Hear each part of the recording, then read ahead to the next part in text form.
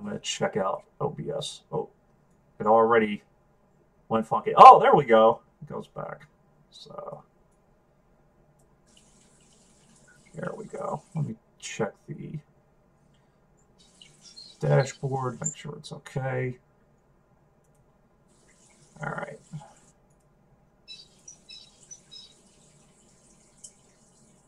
Okay. So, all right. Let me contact some people. We're a little. So, everybody, and I'll wait a minute because I don't see anybody on Facebook, which is a little odd for me. Let me check it out. Or not Facebook, I'm sorry, YouTube. Okay. We have an audience of 1, which is good enough for me. Hi, Bella. So I am here with Johnny Akzam, who is running for the 1st Congressional District seat in Minnesota. And one of the first things that impressed me when I heard him speaking or tweeting is he stated that the purpose of a facilitator or an activist or a public servant is to create their own obsolescence, which the political system isn't set up that way in any way, set or form. You kind of almost set yourself up because the system is set up to where the politicians create a need. They create a problem and they create a need, but you are trying to solve those problems. So if you would, just talk a little bit about some of the local activism you did. And I do know, I love that program that I saw, the Future Neighbors program that you helped facilitate, and just local programs and local activism and things that you've done throughout the years and currently.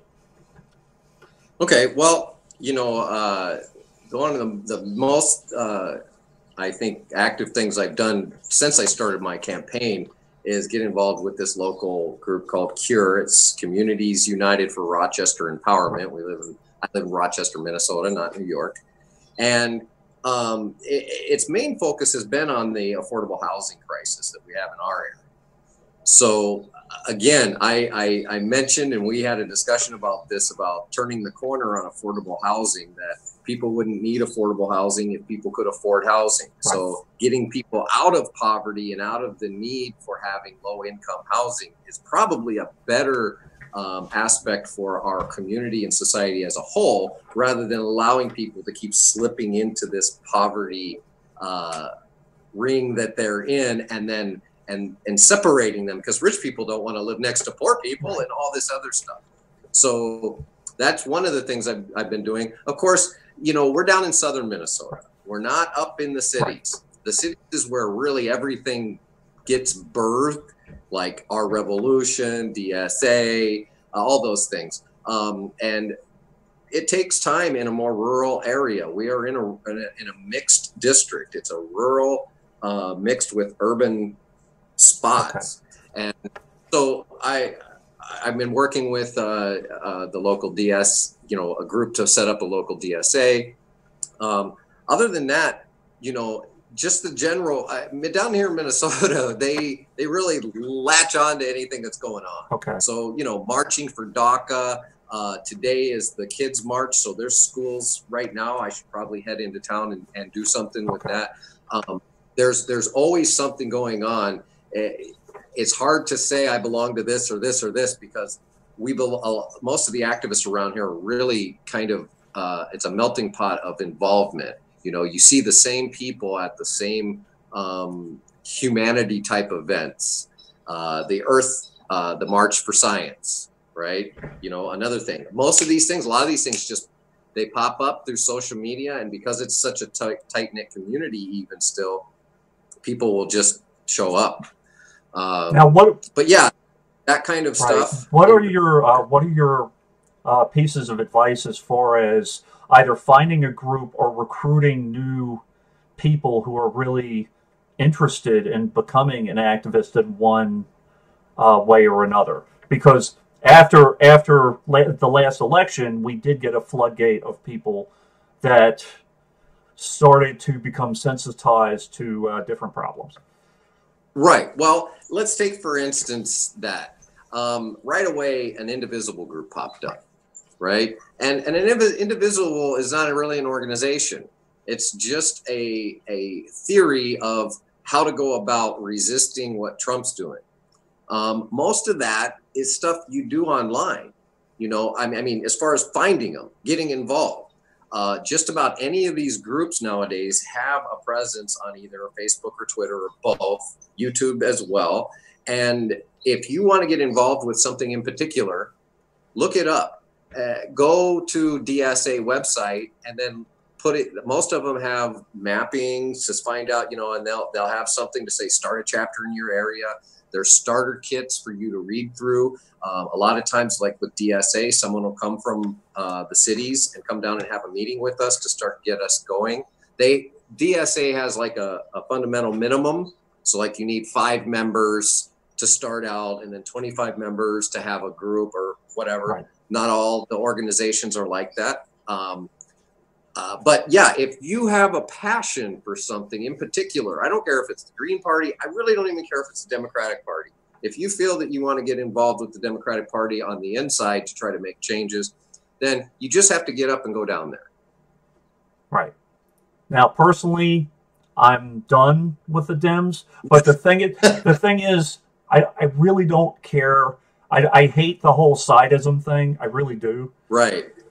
So, well, and you know, I registered as an independent originally back in April of 2017. I was the first person in this seat to register because as soon as it opened up, I just knew I was going to be the only one that was going to be the progressive with the bold passion to move forward. And I decided to join the Democratic primary because half of my supporters were burners who were still in the DFL, which is the Minnesota's version of the Democratic Party. And the DFL is somewhat more progressive. However, I will admit over the last at least 10 years, it has slipped into that establishmentism where it's more concerned about having a candidate. Any candidate, doesn't care who the candidate is, as long as they can be the candidate. And it's not about the principles or values. It's about somebody to put on a blue shirt and go stand up there and start talking. And I do like the fact that you're calling out your own state, because Minnesota does have that reputation of being that independent state, that progressive state, but you have to live up to that. I mean, Jesse Ventura is no longer the governor. Paul Wellstone is no longer with us. Right. And that's probably the biggest factor. I'm a huge Paul Wellstone fan, I guess you would say, because I met him the year he died. Just like a month before he died, he was campaigning at our little college. And it blew me away because I'm a California boy. You didn't never meet these people. Right. And even when I lived in Missouri, senators didn't come to our town. And so here I am at this small community college, RCTC, Rochester Community Technical College. And I'm up in the atrium, you know, leaning over, and I'm in the student senate. I decided, you know, I was going to start getting involved in stuff. And I'm like, well, who's this guy talking? Somebody said, oh, that's one of our senators. Well, I'm thinking a state senator, and I'm wondering why I didn't know him, because I was on a committee to get our state senators and reps on a forum. And I'm like, what? He goes, no, it's a U.S. senator. What? So then I'm like, right away, I go down and meet him, I shake his hand, and then I'm like, he's saying all of this stuff. I start talking to people. Oh, yeah, he's grassroots. And I'm like, what do you mean? He got a green bus. He goes around. Are you kidding me? So I started looking him up with whatever tools we had in 2002. You know, it wasn't quite the internet it is today. And I was just blown away. This was long before I knew Bernie. And I always believed in these things. And here this guy was saying it. But not only that, he was popular and he was winning and people loved him. And I was like, are you kidding me? That's when I really knew I was home. You know, I grew up moving around a lot. And when as an adult, I went out to seek out my home. And I found Minnesota. Well, I believe you're right. When Paul Wellstone died, he took with him a lot of the democracy that he brought to the DFL. And his words, the principles that he even would teach, like I had to look up again, and politics is not about this, it's not about this, it's about improving people's lives. Because I'm arguing with somebody about the election in Illinois where a Republican just won the Democratic primary. Right. And I'm confused. I don't understand how the Democratic Party can push progressives like me and call me an outsider, but invite Republicans in the fold like their family. Pritzker? You're talking about Pritzker or? No, Dan Lipinski. Oh, Lipinski. Oh, Lipinski. Okay. Right. He just won Tuesday night against a highly progressive candidate. He's anti-abortion. He's anti-LGBTQ. He's all these things. She is, and the excuse that they have is, well, it was an open primary. I'm sure that if it was a caucus and it was only Democrats, they would have voted against the incumbent, right? Right. No, yeah. I highly doubt it, because that's not how the party works. If you challenge an incumbent, you're almost labeled as somebody who's attacking the party rather than trying to build it up.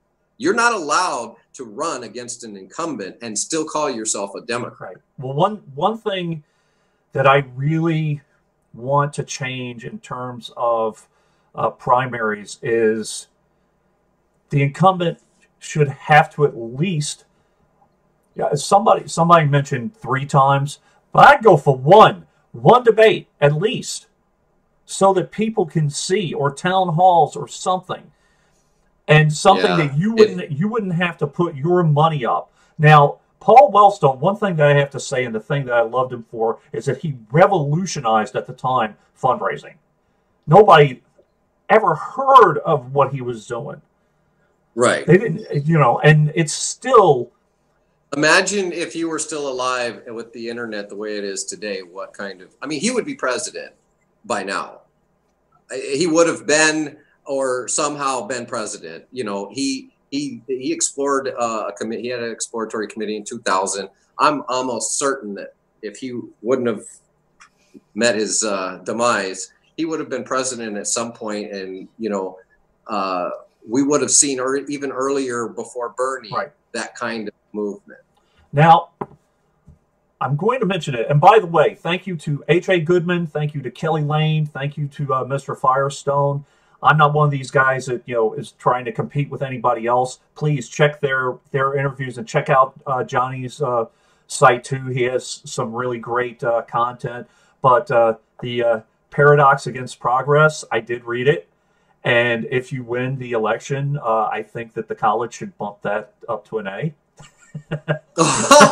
Thank you. That's cool. I appreciate that. The story behind that is just so amazing, because I wrote that as just a concept paper. It was all about grammar, right?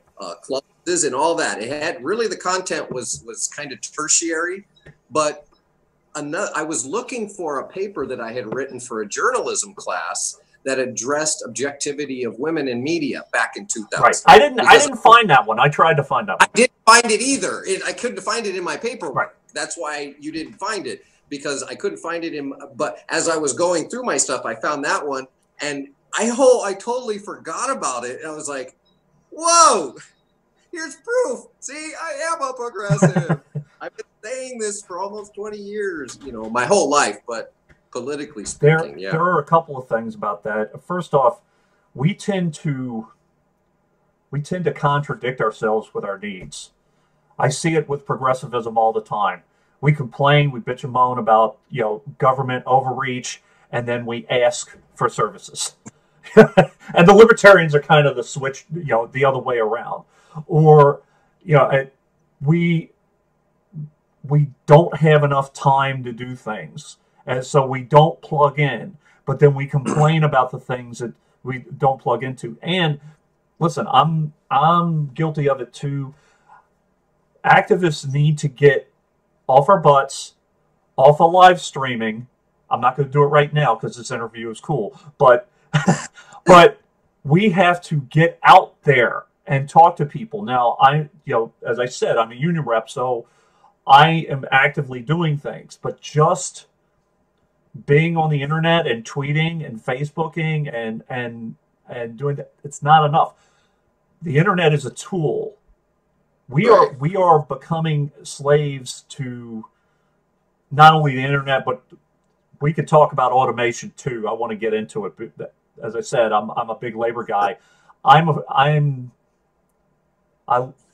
love automation, but I'm scared of it at the same time, obviously. Well, here's the thing. Okay, I'll talk about automation, but to get to let's talk about automation.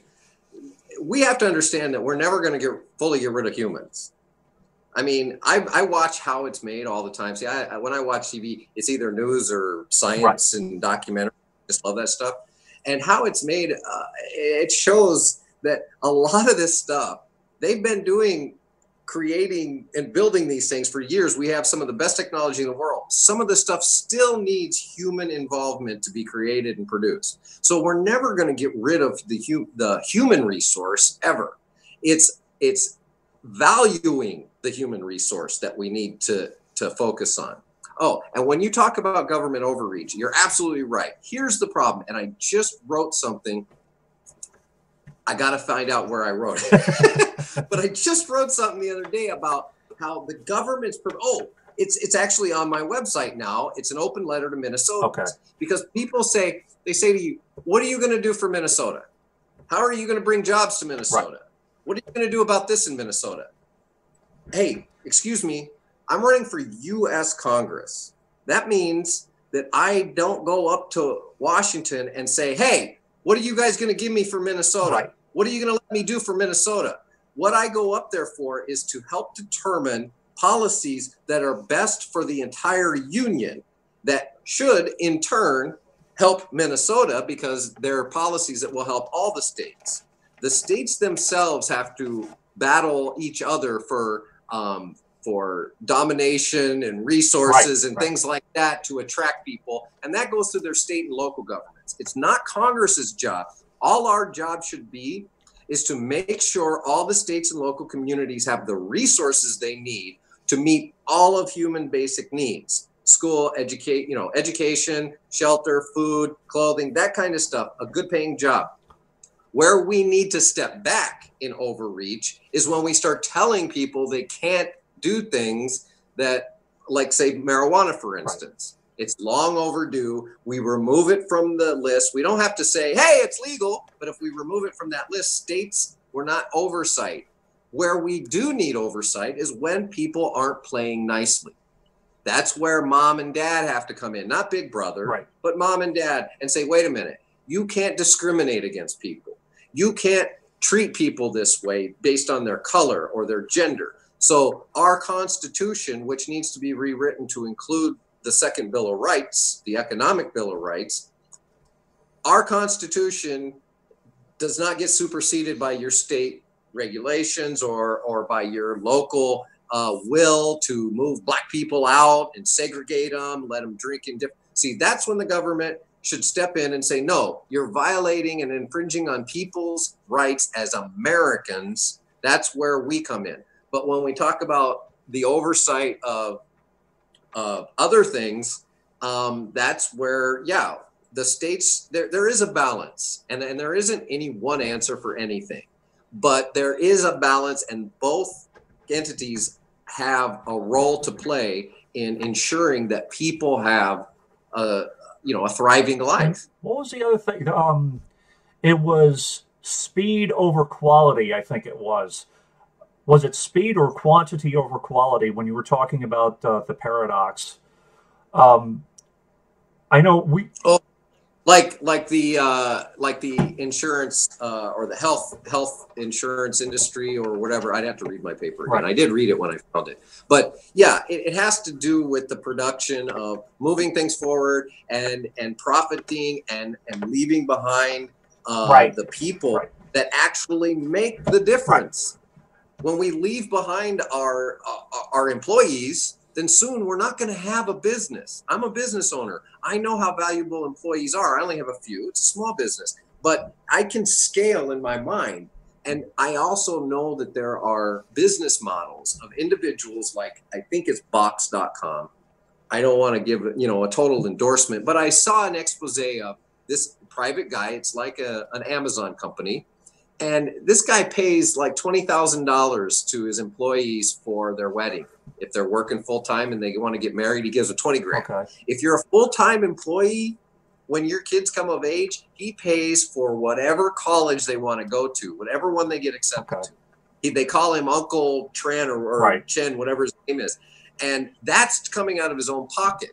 But it's because he values what his employees do to make him all the money he's making, to give it back and share it. Now, I wish every business would be like that, but they aren't. Now, we have to legislate it. Would you agree that you were talking about, and I agree with you, you're a U.S. congressman, you're not just looking for a quick fix for your state. I think that congressmen, senators have gotten into some issues when they try to bring big businesses into a state to bring jobs in, and then whether you bring a Raytheon in, or whether you bring Lockheed in, or whether you bring in an Amazon, or by the way, we could talk about this too. Antitrust. Are there any antitrust laws anymore? I mean, the military-industrial complex is the largest antitrust violation, legal antitrust violation ever in the history of the universe. So, yeah, I actually don't think I can answer that question. Well, no, I don't think that. I mean, when you look at how industry has gone since the end of World War II, and what has happened, and I don't want anybody to get crazy on. Right.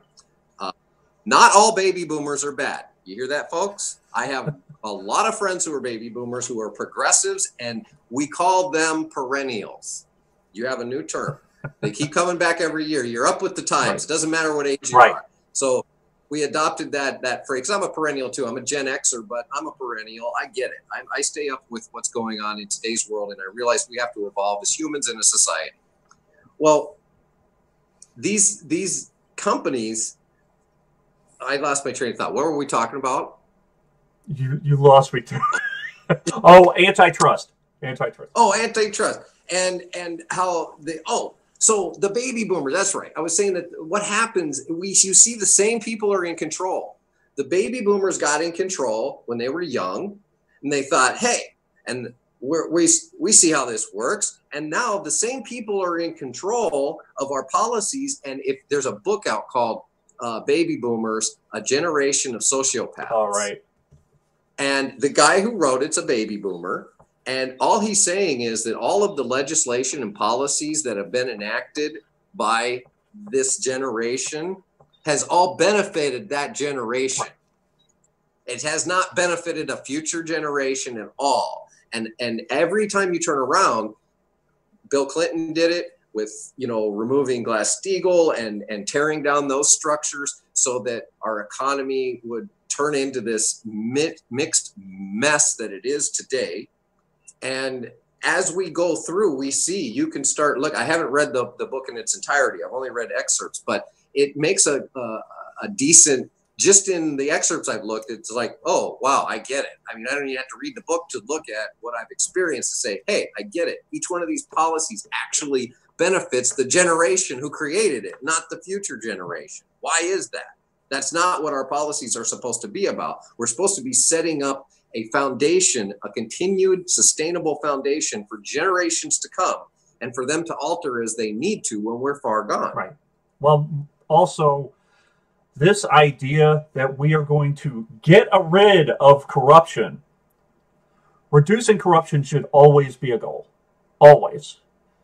But corruption has been around since, the term has been around since the 14th century. The term bribery has been around since the 14th century. For us to have that much ego and that much hubris to think that we are going to get rid of corruption, that's why people get co-opted as easily as they do. And look, I'm not saying, it's just, don't work with anybody. I'm saying keep your eyes open. Right. You have to reckon. Look, that's like someone they were talking about Elizabeth Warren, right? And how Bernie can sit next to her after what she did, blah blah blah blah blah. Well, wait a minute. You don't know his personal feelings. He could be sitting there, and I shared the gif of him, looking over at Hillary. I said he could feel that way about her for what she did as well, because I think that Elizabeth Warren, while her policies are wonderful, she plays politics. She gives good speeches, she writes good speeches, and then she finds herself caught up in playing politics because she's not really adept to that whole kind of maneuvering in that system.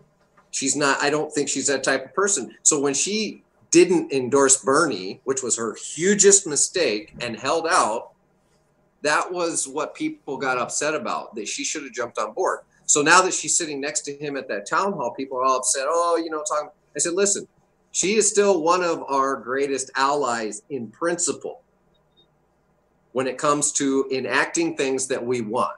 Whether you agree with what happened or whether Bernie might, I doubt he hates her, but he might despise her to his core, but he'll still sit next to her and work with her toward a common goal that benefits and improves people's lives. That's what it's about. I don't care if Donald Trump comes up with the idea. If it is what we've been fighting for, then we jump on it. Because probably a fleeting thought, and we can't let him go to sleep on it, because somebody else will get in his ear. But the point is, it doesn't matter where the support for the idea comes from. That's why Medicare for All has not been passed, because it's actually a conservative, fiscally conservative plan. And if the GOP wanted to really save on spending, they would pass Medicare for All. But because it's a Democrats' platform, they don't want to touch I actually have a couple of beefs with HR 676. I read it. I didn't read it in its entirety, but I read the basic of it. There's a couple of things. Number one, it says Medicare for All. However, you have to have verification of your home address. So homeless would not be covered. And number two, my whole thing with any kind of thing where government gets involved at all, I want the people involved in the industry to have a voice. If my doctor says, listen, Dave needs this operation, I don't want the government to say, no, he can't have it. So I didn't see in the bill where it had any kind of language where doctors would have any kind of say.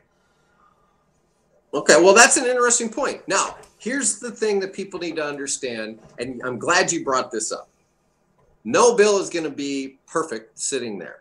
That's what we have amendments for. That's why they call Bernie the Amendment King, and why, what did he pass? What bills did he author? This and that. But look at all the other things he did to affect change within the bills that were being presented. So something like that, for instance, is the perfect thing that you and supporters of something like that would be involved with your Congress people who support that. And one or the other of us would put that in as an amendment and rally for it to get supported. And remember that when you get in Congress. Well, remind I me will. when I get elected. January 3rd, I get sworn in. So give me till the 4th. My question is, who's picking up the bill now, if anybody? Because I know Conyers retired, obviously. I heard rumors that Ellison might. Well, I'll tell you, I don't know who has picked it up since he's gone, but it's got such widespread support. I couldn't imagine there wouldn't be somebody that would be willing to grab onto it and run with it as soon as the 116th is sworn in. They know that they're up against the GOP and Trump and everything, so they might just be sitting on it, not worrying about it. There is a lot of stuff going on right now. And, it's unfortunate that we have the kind of distractions that we have with Russia and this and that. We understand that a lot of it is more just that, a distraction, so that nothing gets done. But then there's some of us that feel like, okay, I'd rather have Trump in there for the next 2 years screwing around, firing people, than to have Mike Pence in there pulling the GOP together. It's another dangerous thought. Well, none of us really know what's going to happen, but it's all of this uncertainty that has a lot of us running around like ants without our antennae connecting. And that's where I think we need to start coming together. I prefer not to think of the progressive movement as fractured. I won't accept that. I would rather think of it as focused. So we have people focused on living wage. We have people focused on job guarantee. We have people focused on, Medicare for all, getting off fossil fuels. And each person, you grab onto something, you feel a little bit more passionate about it. Maybe it's more locally, it's something you're passionate about. So I prefer to think of these groups because the people who support getting off fossil fuels also support a living wage. They also support, we all support each other's specific focuses. And when the time comes, though, we can't let things like happen to Marie Newman happen. We have got to get out there on the days that it needs to happen and get people out voting. And I know that there's a few different discussions I'm having. Our Voice USA, they put out an app, and I talk to the developer all the time, and we exchange some ideas. And one of the things that my vision is being able to give people those notification spots. There's a primary coming up. Why is that important, even if you don't live there? Because if we know next Tuesday there's I'm busy, there's a bunch of people running. Right. I'm friends with a lot of different candidates. Had I known a month ago how close this may have been, or even known that she was struggling against this guy, I would have put some of my own effort behind just online.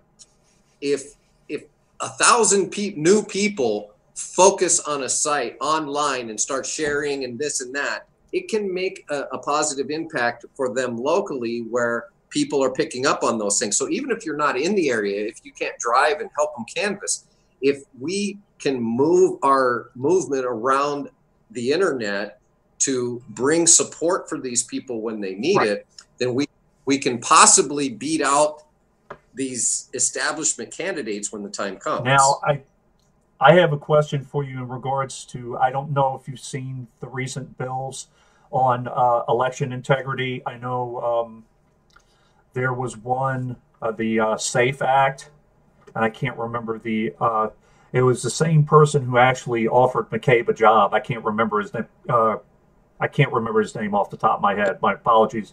But that bill I actually totally disagree with, because it's basically strengthening the infrastructure that the Help America Vote Act created, and just building more and more of the boxes. Now, I think we do need to have a mixture. I do.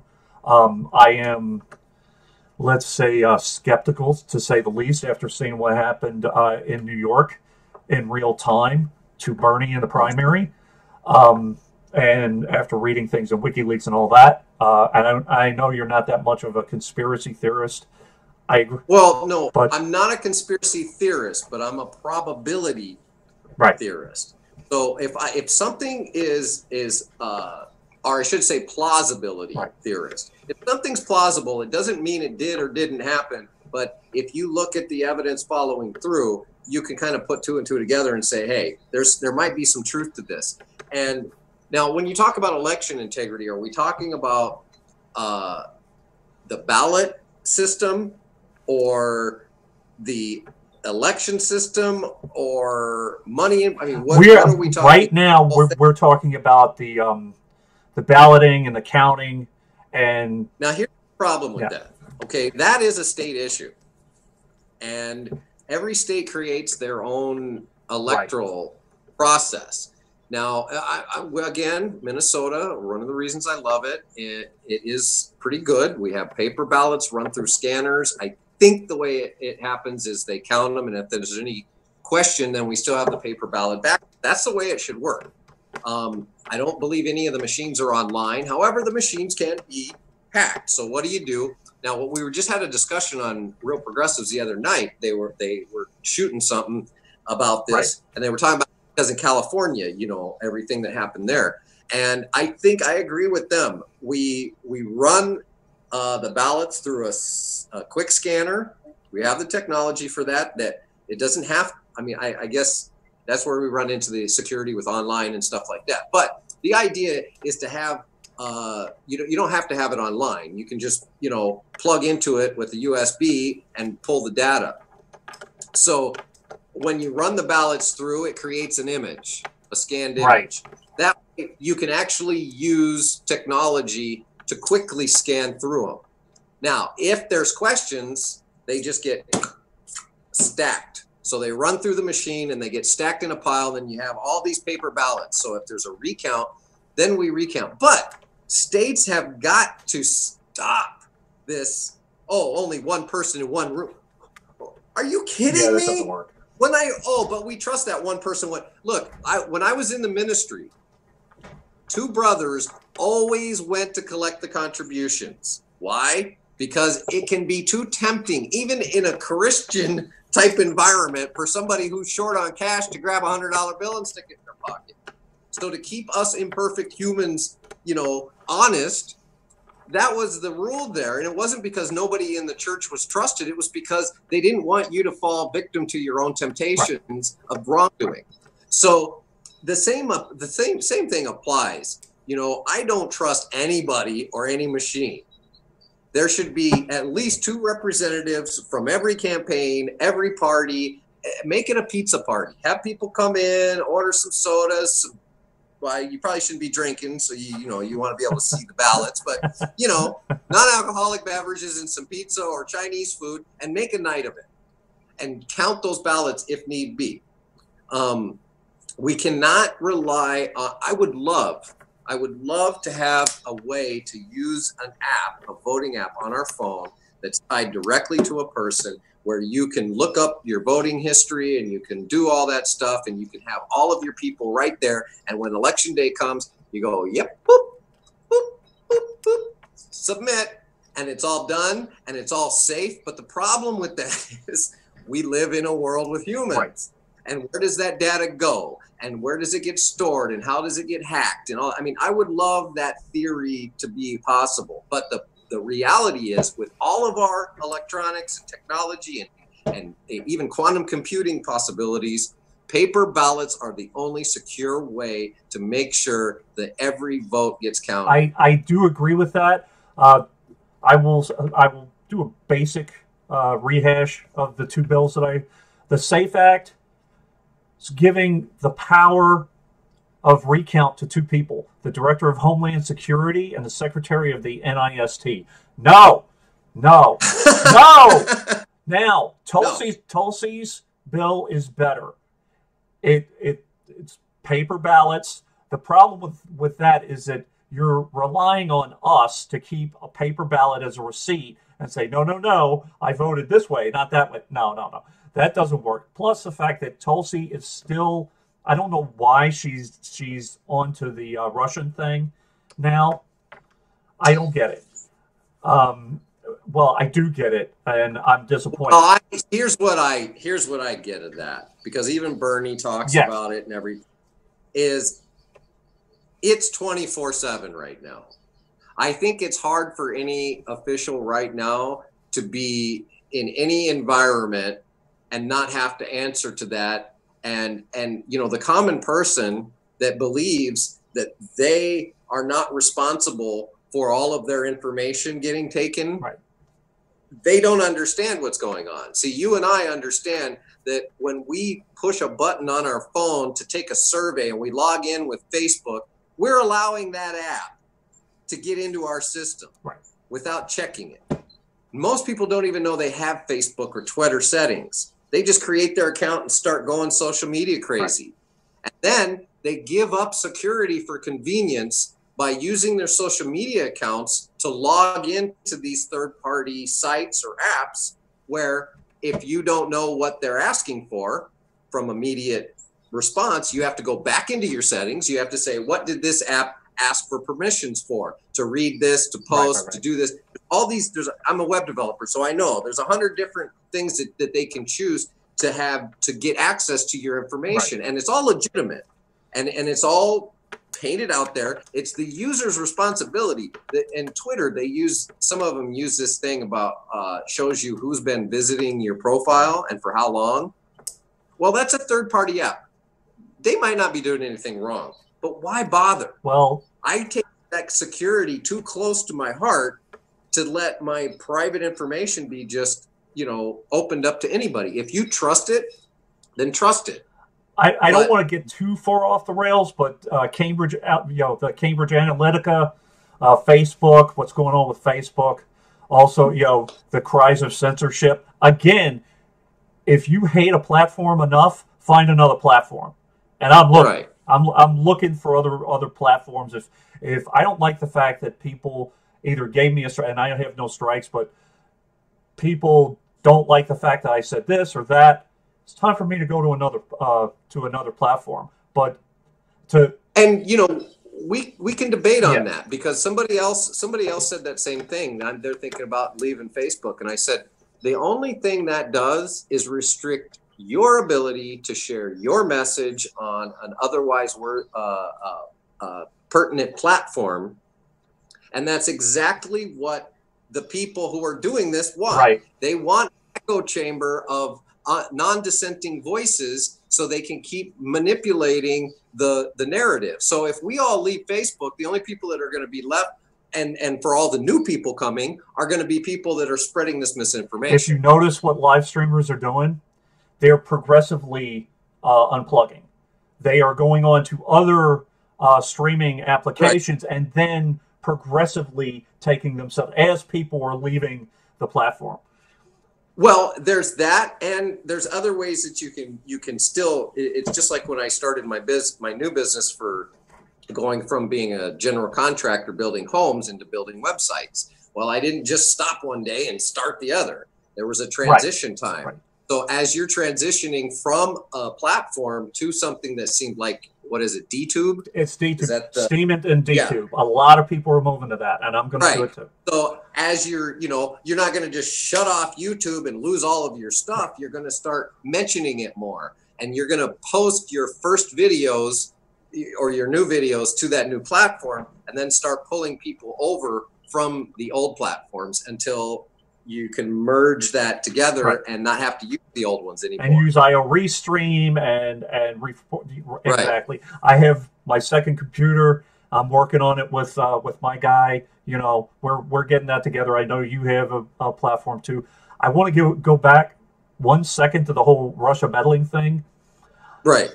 I love our ego as a country saying that we're screaming about Russian meddling, and we forget how much we've meddled in other people's, and how much we've intervened. By the way, blatantly. Blatant. Not secret hackers, and we've blatantly gone in and killed people. Yeah, and talk about disagreeing with people.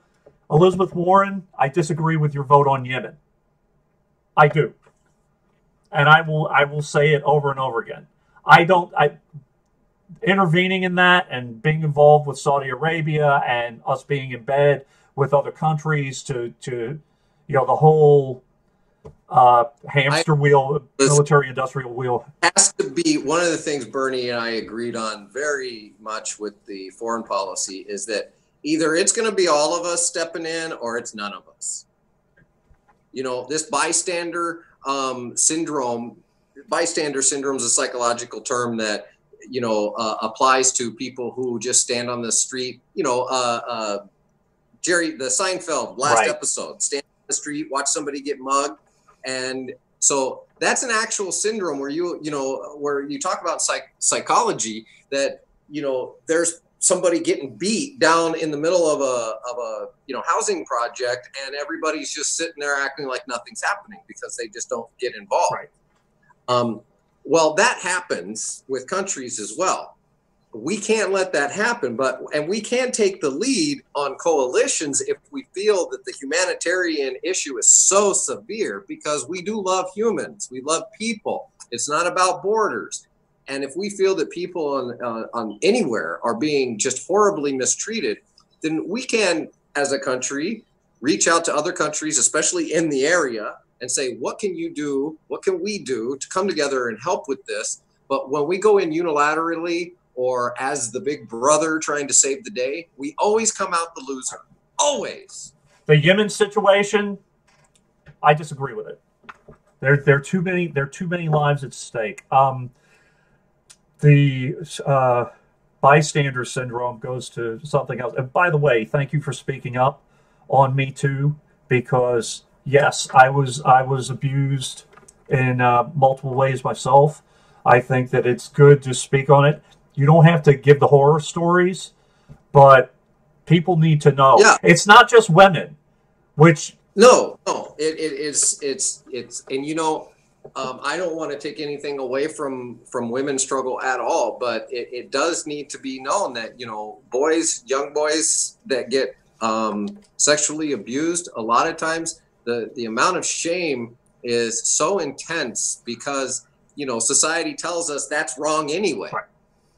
Right. And so when that happens to you, and so it's easy to go through, look, when people really get to my biography, and, you know, whether it's through things that I share online or, you know, through videos or write a book, they're going to understand that where I'm sitting right now is a triumphant spot. Right. Because once you understand that I was sexually, mentally, physically, emotionally abused my whole childhood, introduced to pot at 5, you know, I introduced to alcohol at 8, and then fed drugs here and there, spot shots throughout the whole childhood. When I became an adult, it stands to reason I had troubles adjusting to just regular society without the use of alcohol. So I spent a good many years running around with alcohol as my sidekick. And it's been over 11 years since I quit drinking. And one of the things that I realized in that was I am a success story. I am not a failure. The past people say, well, what have you really done in your life? I'm still here. You know how many people are either in jails, prison, institutions, or dead who've had just a fraction of what I've been through? And I'm not saying that as a victim, because I don't consider myself a victim. I want that to be very clear. I've reached a point in my life where I feel every one of my struggles is for a purpose. It's to allow me to pave the way for other people so they don't have to have those struggles. And I can look at people and understand and empathize with them. I may not have been through your specific struggle, but I have enough in my background to sit back and listen to your struggle and understand it. Right. It's about surviving. It's not about being a victim. It's about, and you talk about, and by the way, I did mention, you know, in a DM to you, I know, and I want to clarify this in regards to due process. I take it very, very seriously as a, you know, just cause and due process. You cannot continue to have an allegation and just put that allegation out in the newspaper. You have to have some kind of evidence. I agree. What happened to Al Franken? Now listen, I'm the first one. He sent a letter, you know, hey, help me, this, that, that. And I took it, and I was going to make a video. I didn't get around to it. I was going to say, screw you, Al. Right. Now, I loved Al. I loved him as a comedian. I was happy that he got elected, and he did a good job. But when he turned his back on the voters and supported Hillary early on and wouldn't change his mind, a lot of us got a little pissed at him, right? Now, given that, I'm not somebody to hold a grudge. He's still doing a good job.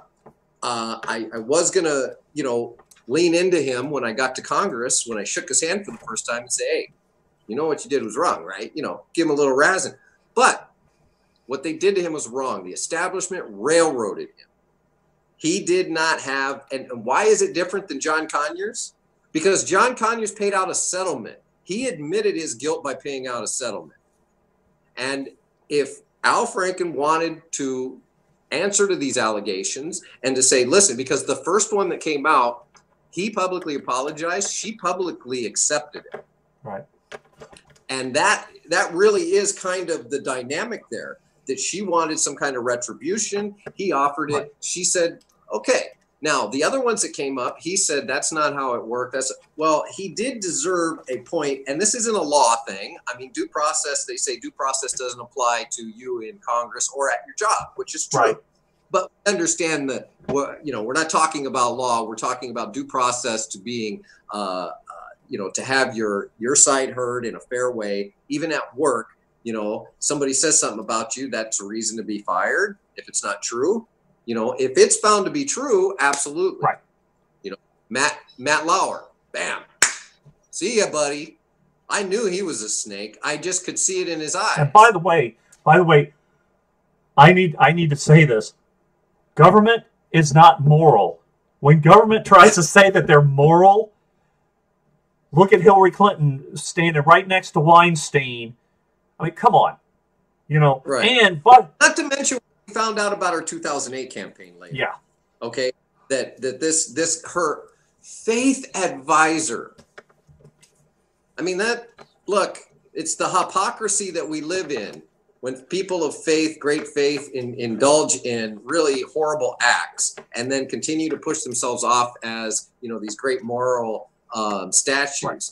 Well, this excuse that it was a different time and, things, bullshit. I'm sorry to say it, that's crap, because it was a different time when I was growing up, but it was still happening to me and it was wrong. Right. And that's all there is to it. Wrong is wrong. It doesn't matter what time of the decade it is. And we need to shout it to the rooftops, and we just had a Winter Olympics. Okay. Allie Raisman, every single one of the female gymnasts who came out against Larry Nassar and the other gym coach, we should champion these women as whistleblowers. Whistleblowers need to be championed, and that's true. It is obscene, absolutely obscene, that the people who cover this up for as long as they do, because there should be due process, but people who cover it up should be prosecuted. Period. Right. I mean, because that eliminates due process. Yes. And covering it up eliminates due process for Sandusky, the people who covered up Sandusky, I think they got 8 months in prison, and at least one of them got house arrest because he wasn't feeling well. What happened to the boys if they weren't feeling well when they were abused? Exactly. And those are years, sometimes years and decades of life-altering issues that people go through. Right. That they have to look back on and say, God, why was I in that situation? And then they have to sometimes reinvent their lives. That's 250 some people whose lives are permanently changed. I can't even imagine that. I can't even imagine that kind of ongoing abuse and how it was.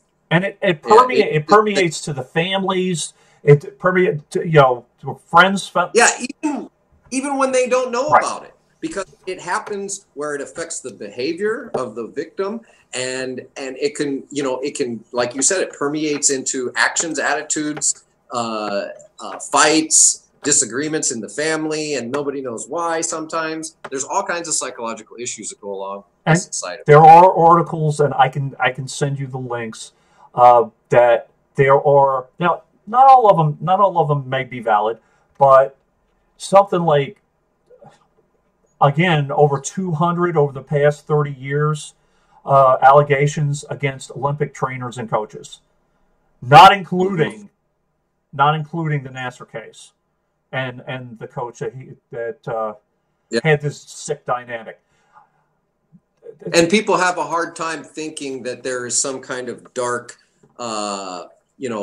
pedophilia ring that rich people take part in. I don't have a problem believing that that's one of the plausibilities in our world. Private jets, private islands, human trafficking, human prostitution. Under the guy, there are so many. My fiance is Filipino. She's still in the Philippines. We're going through, she has to finish her divorce and all this other stuff. We've been together 5 years, but there's families in areas like that, a young woman will, even families just, it's hard to say it, but it's true. They give their kids away for survival. And maybe they're not giving their kid away to prostitution as far as they understand it. Maybe they think this is going to be somebody who's going to take care of their child, whether it's a boy or a girl, because both get, this happens to both. Some of them just get kidnapped, you know, some of them, and to go through, I know I'm not going to sit here blaming Hillary and John Podesta and all that, because all that's speculation, but to pretend that it's not possible and to just dismiss it as improbable is not something that I'm willing to do, because I would rather err on the side of caution and know that that's possible. Right. Can we bring up Dennis Hastert? And can we bring it, Anthony Weiner? Can we bring it, and people who, again, if you are consenting adults, that's one thing. But and also if you lie under oath, if you're a consenting adult, you lie under oath with Bill Clinton and you get everybody involved in this whole thing. Which is what, see, now there's some people that have that argument, that if somebody cheats on their spouse and they're in office, then it's a big deal. Well, where Bill screwed up was he could have just easily have said, that's a family issue and I don't care to discuss it. Because even though the president should uphold certain moral values, this, that, and the other, there's a certain limit to where you can dip into the personal life. But where he messed up was he lied about it. He didn't just say, I choose not to answer because I don't have to, because it's not an oath, like under oath law situation. You're dipping into my private life with my wife. But yes, but then again, there's also the question of whether or not someone in a position of power exerts undue control over subservience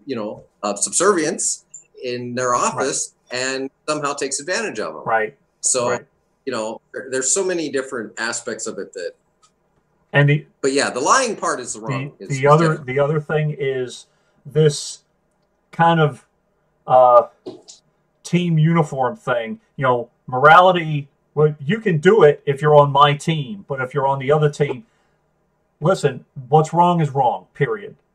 That's why. That's why we have contracts, and I'll get into that too. Yeah. Well, just like making excuses up for our kids. That's the way I look at it. When the party or people make excuses for the party because, it's just that person, or, it's not this. No, the party as a whole has collectively moved away from the people since the 90s. And it has continued to do that. And unless it were to correct that, it's going to continue to lose support and fail. Now, most of us hope that with a large surge of progressive candidates in all offices up and down, regardless of whether you're in the party, out of the party, because I don't care if you're a Republican. If you're a progressive and you're going to vote with me in Congress, that's all that matters. I think that you have to be on a team to vote for what the other team votes for, but you don't. What do you think of Ronan? What do you think of Sam Ronan? Sam's been a longtime friend of mine. Not many years, but since the Bernie phase, and I don't have a problem with him running as a Republican. Sam has been kind of dipping away from some of our more progressive values right now, and so I'm just kind of letting him take his campaign, his route. I don't necessarily agree with all of his policies. I don't know if he's doing it because he's running as a Republican in a red district. I don't know, but there are some things that he has said online and elsewhere that concern me as far as being a progressive. Well, there's one thing about changing your mind, and there's another thing about catering to your base, which and so I really look. I love Sam. I think he's got a good heart. He's a young guy, and I know he's doing his thing with this campaign. I'm not gonna be. I'm not looking for you to endorse him or trash him. Well, I mean, really, we don't. Nobody really endorses anybody at this point. We throw things on social media. Big.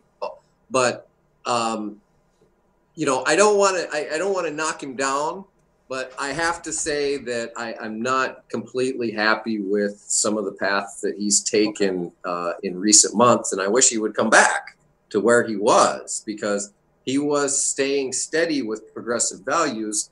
And I don't know if some of the rhetoric he's using is only because of the race, or if he actually believes it. Right. Well, one thing I have to say, and one of the things that I was afraid of with the Me Too movement, and as I said, I am for people being brought to justice, but the Me Too movement being used kind of as gender McCarthyism and being used to take people out of the political process because of a vote that they're doing. Maybe, and I'm not saying this, but I saw Franken as net neutrality. I saw Conyers as 676, or the healthcare bill. Both of them were removed. And again, we're not, the government is not moral. They do things for their own reasons. What I don't want to see, and first off, we as people, we need to not count on you to do everything, and I voted for him. Good. He said it. It's not over on election day. That's when it starts.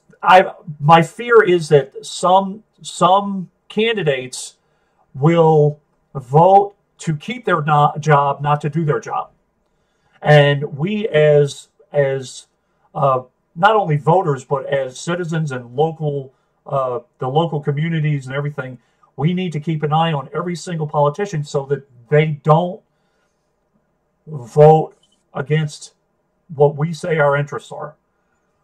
Which is one of the hard parts. What I don't understand now. I was at a forum the other night, and I was thinking about my opening statement on the way up there, and I didn't really know what I was going to say, and so I thought it'd be a little funny, and said, I was thinking of 100 things to say on the way up here, and I know I'll probably think of 100 more to say after I leave. Right? Isn't that always the way? But I want you to think of this one thing. What does this position entail? What is this position about? Is it just for me to go up to Washington and represent Sally and Sarah and Bob? Right. Or is it for me to go up and represent the best of Sally and Sarah and Bob? Because not all of us are on our best behavior all the time. As a matter of fact, we're usually not. We fall short most of the time. But we have a deep goodness and a bestness inside of us, a virtuousness that shines in whatever arena we happen to be in. And I want to represent those people, the best of us, because when we represent the best values of us, it doesn't matter who you are, what color you are, how much you make. You want people to be happy, healthy, and wise, healthy, wealthy, and wise. So it's not my job just to go up and represent you. It's for me to understand you well enough to know sometimes you don't even mean what you say. You're pissed and you're mad, you're angry or something like that, and you want this done. So I can understand that. But when we are able to calm down and get our emotions at a level state, how do you really feel about this issue? And do you really want to enact revenge, or can you see a more positive way to get over this? Whatever the case may be. And again, I'm not saying that it's the end all be all, but the internet is a fantastic tool. We can actually research the bills that are coming out. We can actually look, this was. We don't have to be dumb anymore. No, and that is, when we have conversations, and the greatest thing that came out of this whole election were the town halls where these guys were just like running out of the room. Chavez and all these guys, it's right there. You see it. You see that these people are not. And by the way, the DNC party chair, that's when I exited, when he told me as a Democrat to shut the F up. That's when I left. Tom Perez. Sure. Yeah, exactly. I mean, that's not the kind of it's like in the same breath, they're saying, we want your vote. Now shut the hell up. Right. I don't get it. It's like, wait a minute. Do you want us involved or not? I have no problem when at that forum the other night, when the question came around if you're going to abide by the endorsement, I was the only candidate out of 6 that said no. But I already told you guys this. I don't know why you're even asking. I announced in January, I'm not going to abide by the endorsement. It needs to go to a public primary where more voices can be heard, not just 300 people. And they find that to be problematic. Well, here's the problem with it I saw in that forum. When I looked across the crowd, the only person of color was the coordinator who set it up. Right. Where are the people of color? They're around here. They're in Minnesota. Why aren't they in the DFL? Because you guys have failed to reach out and give them a voice. That's what the party is supposed to be. It's supposed to be a conduit to allowing other people's voices to be heard.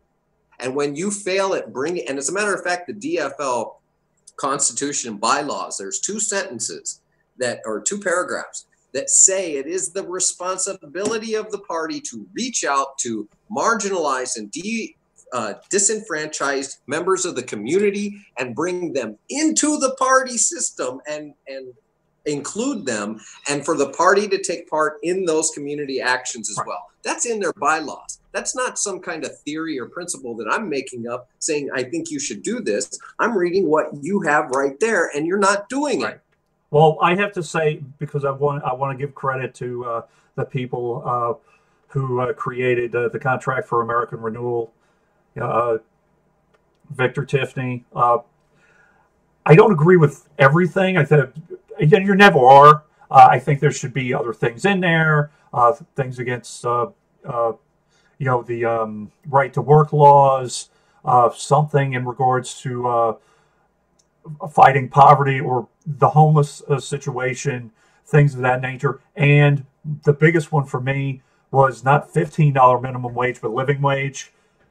Yeah, right. I mean, and that's the thing that I was going to mention about that contract. And the wonderful thing is that's not a boilerplate. Right.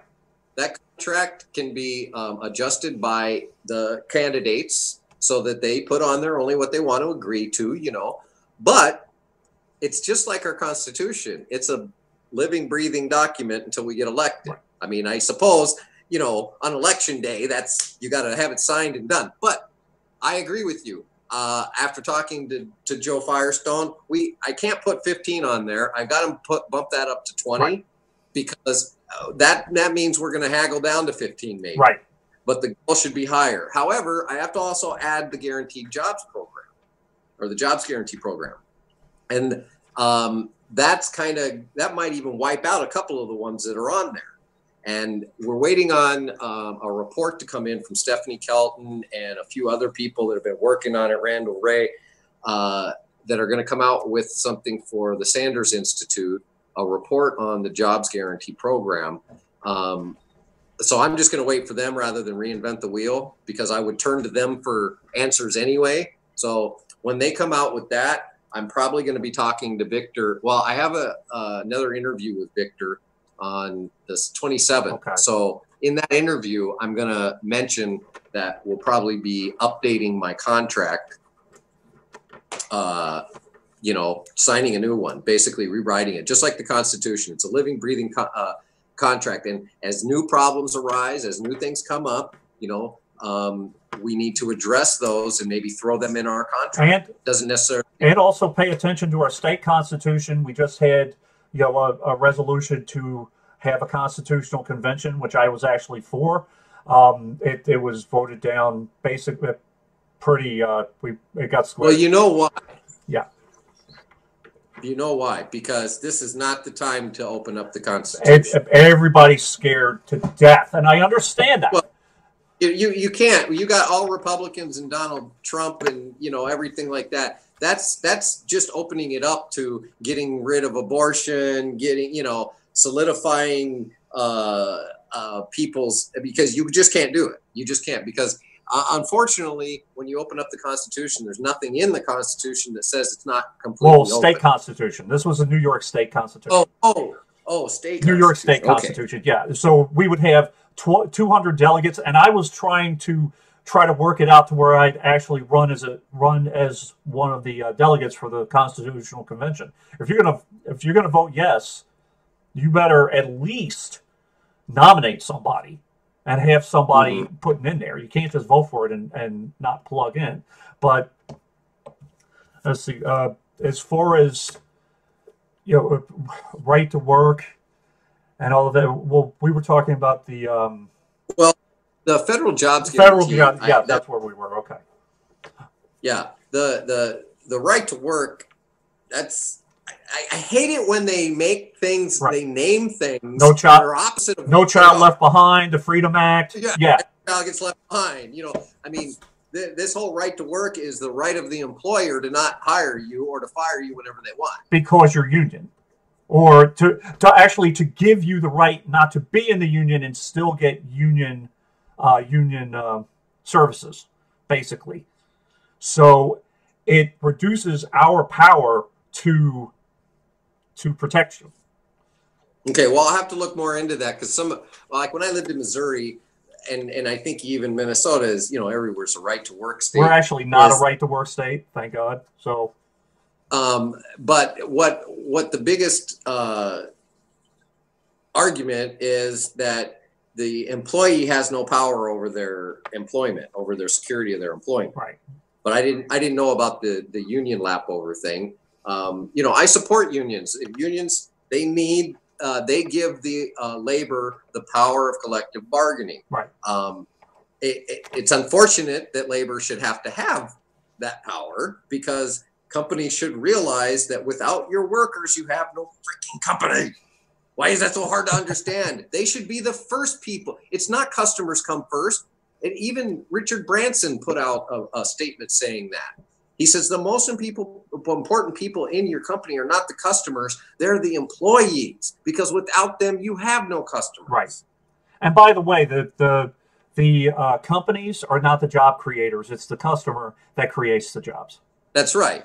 The market speaks. Right. The market speaks. Well, my question to you as far as the federal jobs guarantee goes is there any, or are you still in the research stage and study stage and there's no legislation in place, is there? Right. Well, that's kind of what we're working on. Okay. When I talked to Joe, I asked him, because I was looking around, he looked at my page. He says, hey, I don't see a jobs guarantee. And I said, oh, yeah. So I went and I fixed that, and then I started looking around for a bill.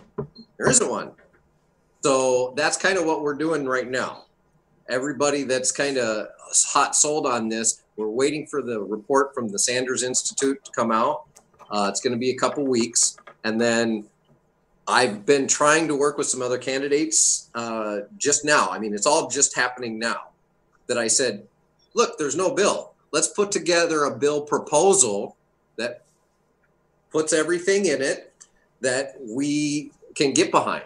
Not just our own individual planks, right, but something solid that based on the report and other economists' input that, oh, this looks like the plan. And then that can be our bill proposal for the 116th when we get in there. My whole issue with the federal jobs guarantee, and I understand it would be through the state and local governments, it's just, again, controlling the graft and making sure that they're not creating jobs just so their son could get in or their daughter could get in.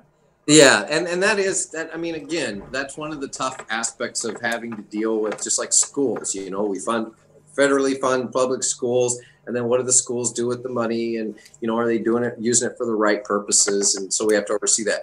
So, I do understand there are going to be some concerns. The only thing I can say about that is that if we think it through and we put things in place for oversight, then, the incidences of those things happening. And really, I don't understand, actually, to back up, it doesn't matter if somebody gets a job for their kid. It's a guaranteed jobs program. Right. And the paying wage through these programs is set. It doesn't fluctuate up and down based on your income. I don't mind it as long as the job is needed and the kid isn't. That's the point. Yeah, the kid isn't sitting in a car, on his phone all day. You know, Right. Okay. that's what yeah, that's where I'm going with it. It's an actually purposeful job, Correct. not just somebody getting paid to sit at home and do Because nothing, or follow somebody around and be their assistant. Absolutely. Parks programs, right. I've seen it, and you know, especially in Chicago, I've seen it when I lived there. That is. But now let me ask you this. Yeah. Let me ask you.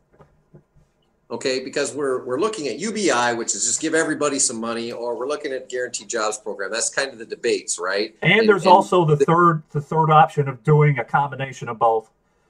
Well, that is actually, when I say the job, that is the combination. The combination of both is offering a basic income to those who can't work, which is about 2/3 of the income that you would get from the jobs program. So you make about 41,000, going off of Joe's figures, 41,600 a year as an employee of the jobs program. You would make about 24,900 as somebody on basic income, for whatever your reason. That's twice as much as what people are getting on disability and Social Security right now. It definitely lifts people up out of a poverty line, and it should only be used. I know Joe says for people who don't want to work, but I think that poses a few problems, you know, because then everybody's just going to take the 27,000 and sit on their butts. At least that's what people think. I doubt that's going to happen because people want to be out doing things. There has to be a system for single mothers out there and single parents. Right. I understand that.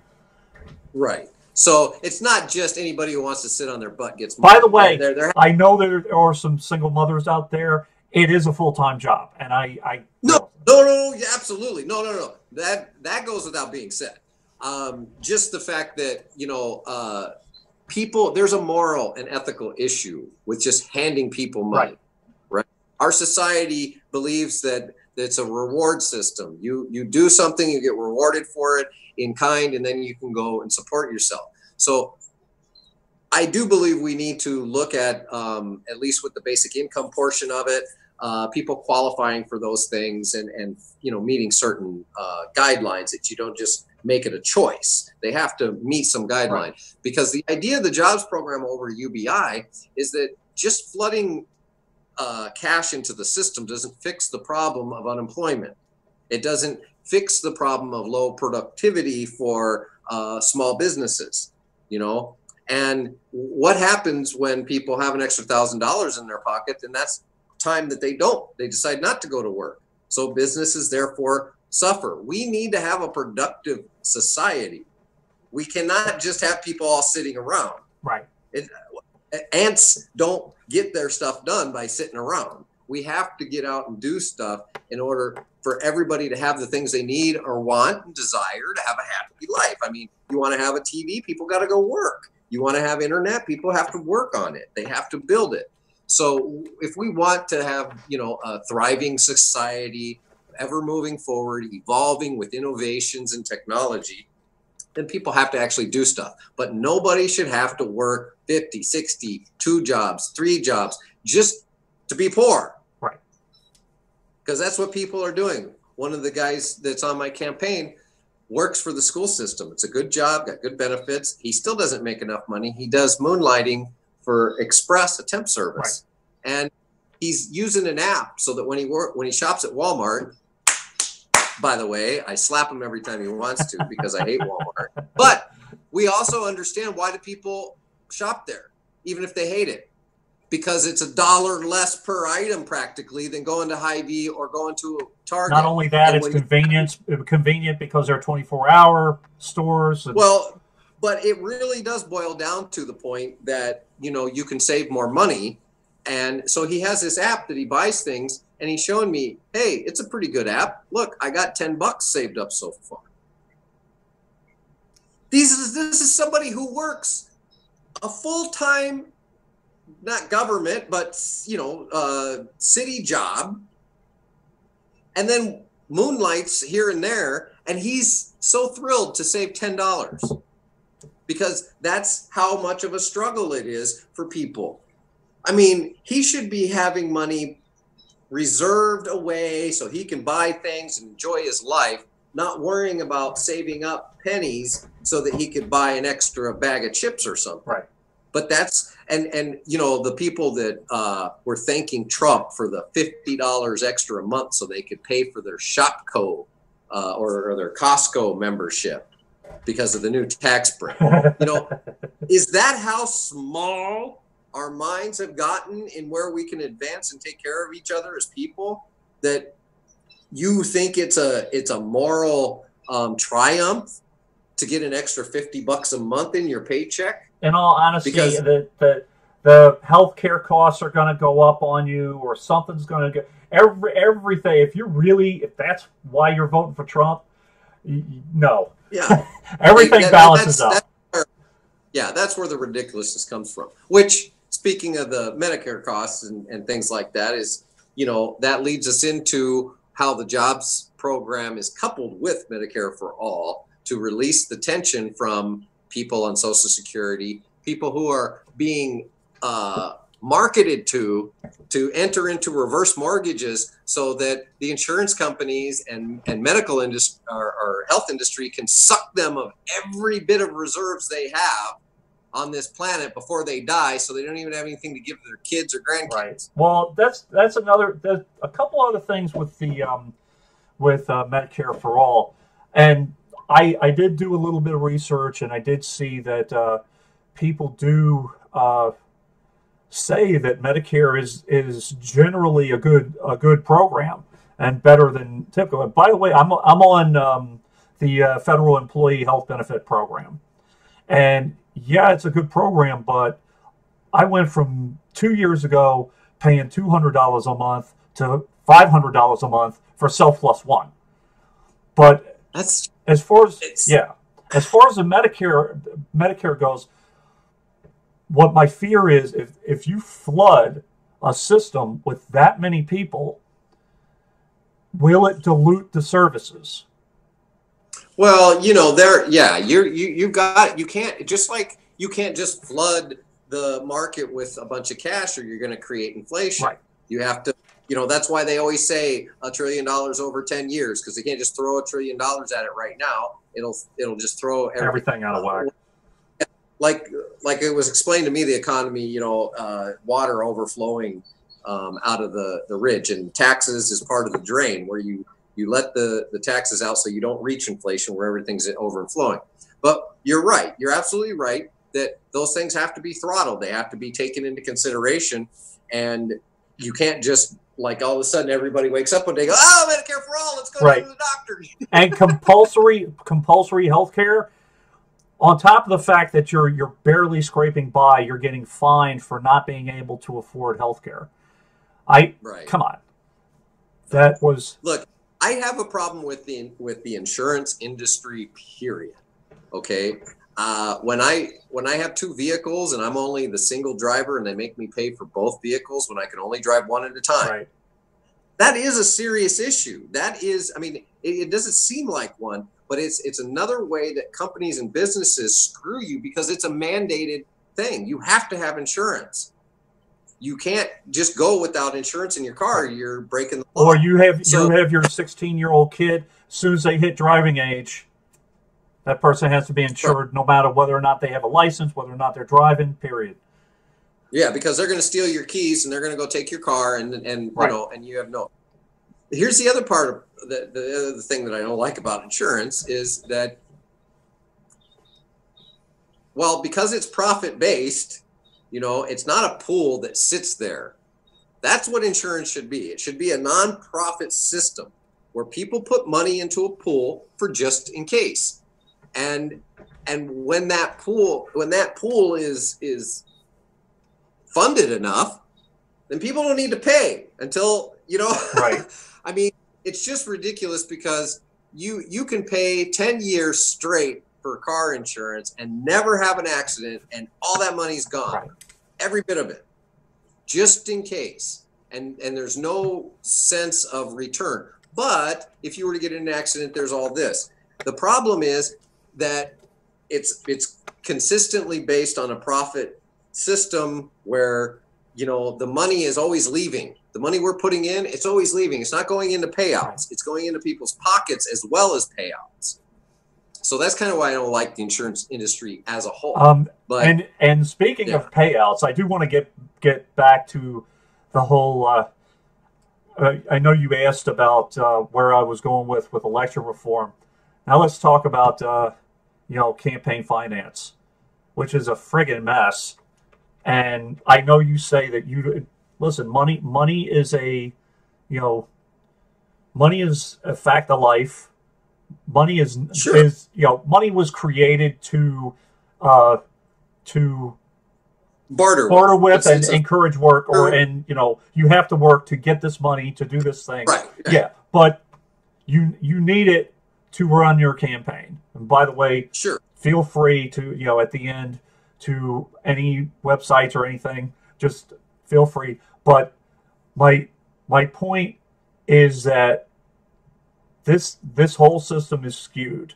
We cannot have effective health care when you have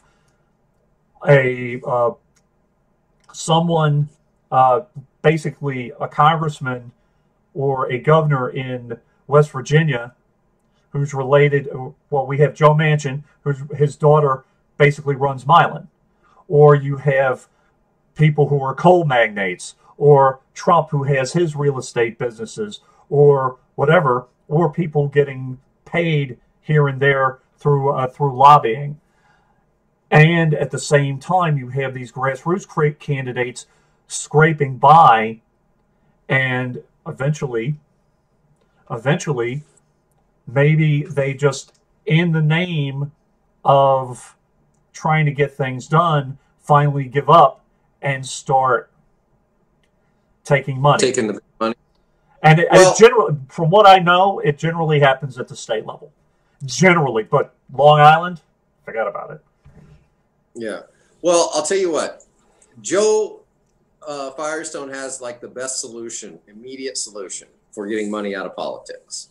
It's a tough one because it calls for people coming together. And that is, stop voting for the person with the most money. Right. God, these things are so simple.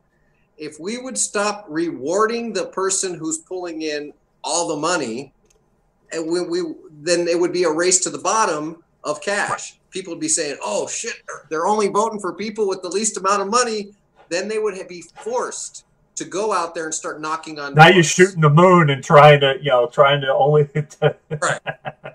So it really, I think, as far as when we talk about legislating, though, we do have to close those revolving doors, right? Where somebody gets out, like Howard Dean. Now he's a pharma lobbyist. Now he's rubbing elbows. He's going back to his buddies saying, hey, you need to do me a favor because they were in the Senate for so long, or whatever, they're buddies for so long.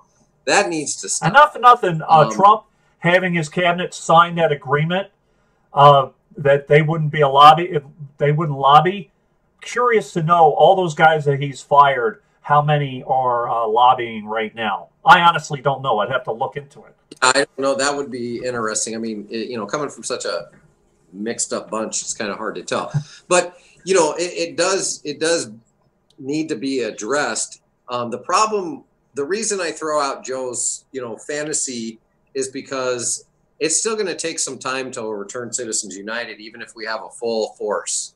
It takes time to overturn a Supreme Court decision. Right. And it may take us 10 years. So in the meantime, how do we address this issue? You do try to plug in grassroots candidates and have people that, you have to, first off, make sure that ballot integrity exists, which I honestly don't know. I don't think so. Then you have to get people to trust the system again, which is going to take some time. And then you get them to vote. People are going to vote for a local candidate. Personally, in all honesty, if I don't see someone on the ballot that I believe in, they're not going to earn my vote. I have to see someone that I believe in for me to vote for them. And, you're buying into the... Why am I going to just... it's the whole lesser of two evils thing. It's like, unless I really think that this person can affect positive change, I'm not going to give them... Well, it falls back to the fear. We've been conditioned indoctrinated to believe that what the media tells us is true, and they're the ones that are making that are sharing with us everybody's popularity and how well somebody's doing, and they're lying. We saw what they did to Bernie. They blacked him out totally, and I mean it drove me crazy. Yeah. Because I paid close attention in all of this, just as a hobby, if nothing else, watching the news. And now as I'm running, I watch the news on all different stations, including Fox, because I believe it's necessary in order to know what the people that listen to that stuff are hearing. The most ironic thing about Bernie is that he's saying that it's not about him, and that's why everybody's talking about him. Right, exactly. Now, but the one thing that I have to say, too, is that all these people that are bitching about the system, push for more referendum votes and vote for your referendums in your state. Well, now that's a good thing. However, the crafters, the people Right. who put those referendums together need to be professional enough to make sure that they already know what's happening. Because the reason some of those referendums lose or get thrown out afterwards is because they're found to be unconstitutional by the state's law. Right. And so if they're not crafted correctly, then you end up losing anyway. And that happened in Maryland, or was it Maine, for the ranked choice voting. It was a matter. Now, of course, they're getting it all ironed out now. I think it was. I think it was Maine. I'd have to, but I think it was right. Maine. The original thing that went through was found unconstitutional just because of a couple words. It was just a language thing, but they fixed it. Right. So you are right that can be a very popular way to enact different changes, as long as the bills are written and crafted by somebody who knows what they're talking about. Personally, I think executive orders should be eliminated. Just stop them. Stop them already. Just the fact, and also, I didn't really care for Merrick Garland, but he should have at least been voted on. And the fact that the Democrats allowed that was, you can't. Well, they didn't have a choice. They got to a point they didn't have a choice. They got the GOP changed the rules of the Senate, so they only needed 51 votes over 60, and it was a sneaky trick. But see, the Democrats did the same thing to the Republicans. That was Harry Reid's super whatever, or right, the nuclear option. I think it was. I don't understand how they can do that. How can you, in the middle of the game, change the rules so you can win and then change the rules back? That seems to defeat the whole purpose of having the rules, doesn't it? Yes, which is my point with the executive order is the same thing. You know, why not? If you have a genuine idea, changing presidents every 4 years, why do you put anything together that's going to be changed with the stroke of a pen? Right, because it could just change, which is what happened with DACA. That's what happened with DACA. So, yeah, it needs to be more than certain things. I mean, I don't know that he needs executive orders to do certain things that are within his powers, but I get your point on the executive orders. It's a kind of a unilateral decision. Within the first week, he did like 14 executive orders. Yeah, and then we got net neutrality too. Everybody's against it, but because it had to do with executive ordering, it's open. And again, you have a conflict of interest with Ajit Pai, and so you can't have someone who is the head of a telecom to be unbiased. You can look at that guy and know that he's crooked. He's not even one you have to listen to or talk to very much, man. That guy, you can just tell. I haven't followed yet what's going on with. I know people are trying to craft it and do things. I haven't completely forgotten about net neutrality. I think that part of it too is we need to have innovators to get around some of these rules. It's about broadband, so we need to innovate and. Which again, that's another part of the jobs program is the infrastructure Green New Deal. That's going to be a portion of the jobs program, because we need all that stuff. So the money that goes into that, we may as well use the jobs program to employ those people for our infrastructure building and renewable energy, which includes expanding broadband to more of rural America. Right. And well, renewable energy and actually clean water. I don't know if you're familiar with the Bethpage plume. I work in Bethpage, New York. I worked at a Bethpage plant, and the Bethpage plume, you can look it up if you're interested. It's contaminated groundwater, contaminated by a degreaser called trichloroethylene, or TCE, and it's a cancer-causing thing. It's been contaminating the groundwater for at least 40 years. It was a Northrop Grumman site, and they were dumping this crap, and it's you basically have to shoot the water out like geysers. And I know that the National Defense Authorization Act, they just authorized $42 million to clean just this site up. just this particular site. And you imagine how many Superfund sites we have. Oh yeah, it's bad. I mean, here in Minnesota, water quality is a pretty big focus as well. You know, we're right next to North Dakota, so we were part of that. You know, we're in the watershed area of all that. So, you know, when you look at I don't know, that's a scar that still hasn't gone away. We think of Minnesota. I think of Minnesota, and I've never been to Minnesota, but I think of Minnesota as the land of 1,000 lakes. You've talked about farming. If you'd like to go into farming and trade deals, if you like, but water is lifeblood, and you have to have water to live. And I know someone, I don't know if she's still here, lives in Michigan, Rick Snyder. Let's not say he shouldn't be in office. I think he should be prosecuted, to be honest with you. You know, I don't understand how he could still be in office.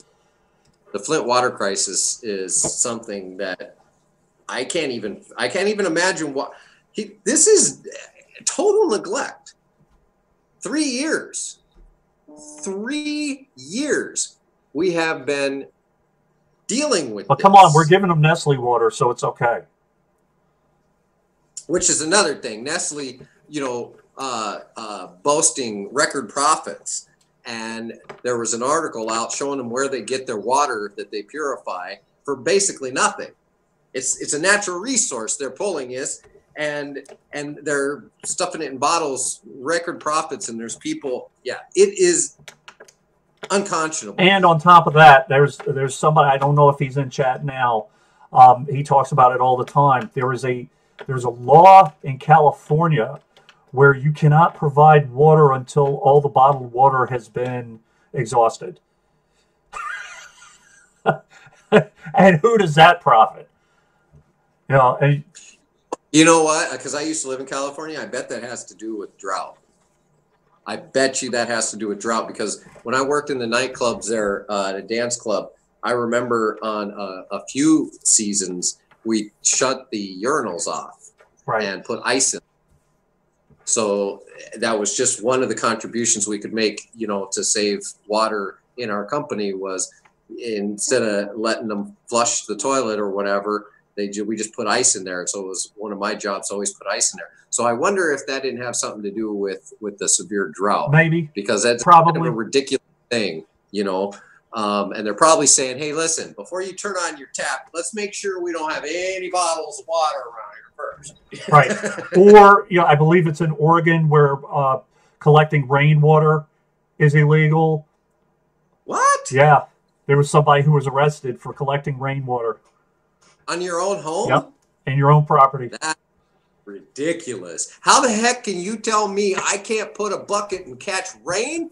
Imagine the sting operation. Imagine the cop on the sting operation of that. I mean, seriously, right? Or I can't remember where it was with Obama, where if you collect more than a certain amount of food, the government has the right, if they determine that other people need it to take that food. Yeah, see, that's the overreach type of stuff I don't believe in. Yeah, that's the kind of stuff. See, I watch preppers. I've watched that show. I understand what some of their mentality is. People are afraid that the whole system's going to break down, that, you know, our electrical grid goes off and nobody has nothing. And because of where we're so reliant on it, so they pack up food and they pack up weaponry to protect their family. I personally don't have anything against people who want to do that. I'm not talking about these militia who are, you know, I'm talking private individual who preps for their family in the event that the crap hits the fan. And after all of the natural disasters that happened, after Puerto Rico, after what happened in Florida and Texas, and what we experienced with Hurricane Sandy and what happened with Katrina, we are still reeling from Sandy. And, you know, anytime there's a snowstorm, everybody freaks out. So, you know, and I can't imagine with the how do you guys with dealing with weather situations? Do you handle it well? I mean, obviously, snow removal, I would think, would be. Minnesota doesn't see some of the things you guys get in that route. You're a little bit, it's specific to you because you get the nor'easter stuff. Well, the nor'easter, but you also get the lakeshore, or lake effect. The lake effect. So what happened in what was it? I want to say Buffalo, when they had like 6 feet overnight. Everybody was, because of the so we don't have that. We're coming off the plains. We just have kind of regular weather. It's cold. So, you know, like we're gonna have probably 4 to 6 inches coming Friday, and a lot of it's gonna melt. It's gonna be nasty, and I'm gonna spend 12 to 16 hours out there shoveling snow. But it was crazy today. I had like freaking 10 inches of snow. I was like, really? Yeah. It's late March. So, yeah, I mean, and we've had our instances with this, you know, over the last couple of years where we get that, what they call it, the Arctic blast that comes down. And I mean, it's not just us, though. We're seeing snow down in Texas because of this thing. It's dipping so far down. But yeah, we make do pretty well. I would like to see states that deal with snow change their infrastructure so that we no longer need salt, because the technology is there to build our roads with heating elements that can be turned on. And I know there's a question about, you know, the electricity costs and things like that, but I believe when you look at the offset for removing snow and the cost of salt and trying to place the snow and things like that, I think if we moved into some of these, at least in some of the major thoroughfares, you know, the busy streets, the center streets of towns, things like that, I think we would really see a lot of improvement. We have the innovation. We have the knowledge. We got to stop letting companies buy up startups and close them down like oil companies. That's why we don't get ahead. Profits withhold human evolution more than any other thing. Now, how many vacant buildings do you have in your area of Rochester? I'll tell you what, we're at right now in Rochester area. The reason we're at this housing crisis is because we're at a 1% vacancy rate. Okay. And that's bad. And how are the farmers doing? Are they really hurting right now? No, the farmers, depending on, you know, the weather stream. I think last year went really good. Okay. I actually work with farmers, you know, because I start my own business. It's hard to go get a job. So when things are slow on the website, you know, business or our software isn't selling like I want it to, I call up one of the farmers and I go out and I hit the road and you know, either we're pumping manure or I'm helping them, you know, do whatever. There's plenty to do. But they've done pretty well. Okay. One thing I'd like to see with the farmers across the nation is to stop getting so involved in cash crops and start getting more involved in edible crops. Okay. You know, we do nothing but corn and soybeans, basically. We have, you know, very few local edible resources. So the farmers, they're corporations, they're industry. They're just doing it for the money. It's not about what it used to be for, which is feeding America. Right. Well, in part, is that out of fear of Monsanto or other companies, or either being crushed by competition, or mixed bag?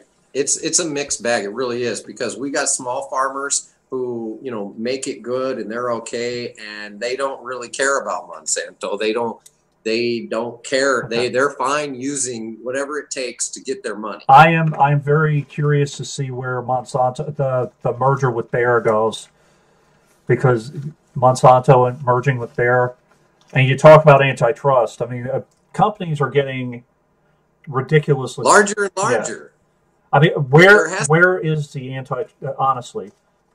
You start going down the road, I know you've seen them, because everybody has seen them, but like Disney, who do they own? And this right. and that and this, and we're eating food from Disney. How does that happen? Well, how does Disney food now? People right? talk about people talk about boycotting Nestle. Nestle sells candy bars, obviously, drinks by San Pellegrino, and cat food. And different products that you would never think of, unless you're that ticked off at a company and you look at everything that you don't like the Koch brothers. The Koch brothers, bang, they go live in a cave. Right. At some point, you're going to have to buy something, And it's got some kind of tie into some kind of corporation or business. I mean, look, we know there are companies that are more pure, but the problem is money. Right. I cannot afford to go to Trader Joe's and buy organic food every day. I just can't. I can't afford it right now.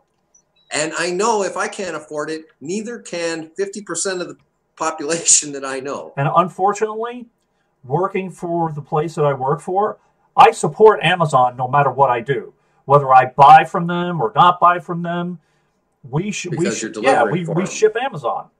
And it's not like I could, there's no way that I'm going to stop shipping it. That would make me lose my job. So they, big companies infiltrate everything. And I wanted to ask you to, in regards to the military, how do you feel about the military in responding to weather events or major events, whether it be hurricanes or snow removal? Well, I'll tell you what, I would love to see our military actually do more than just go around the world killing people. Yeah. I think what we saw in Puerto Rico was horrific. Well, let me correct you on that. Is horrific. It's still going on. Right, you're right. It's still going on.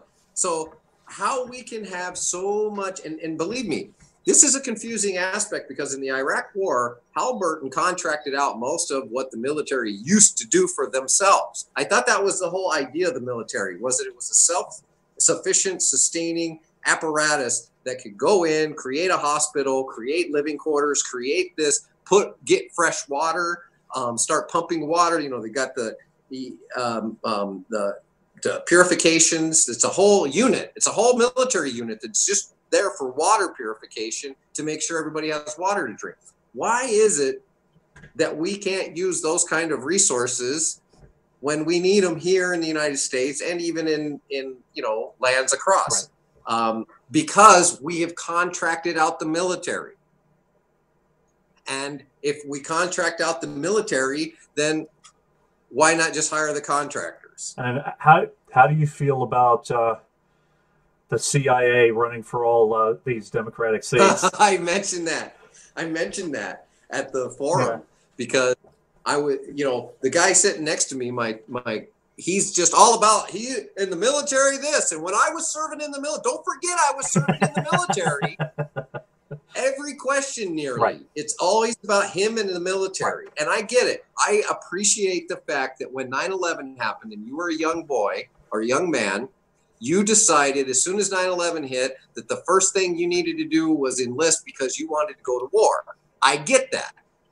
You didn't enlist because the war was going on. You enlisted when it happened because you anticipated going to war. Right. Okay, I get it. So you're proud of that fact.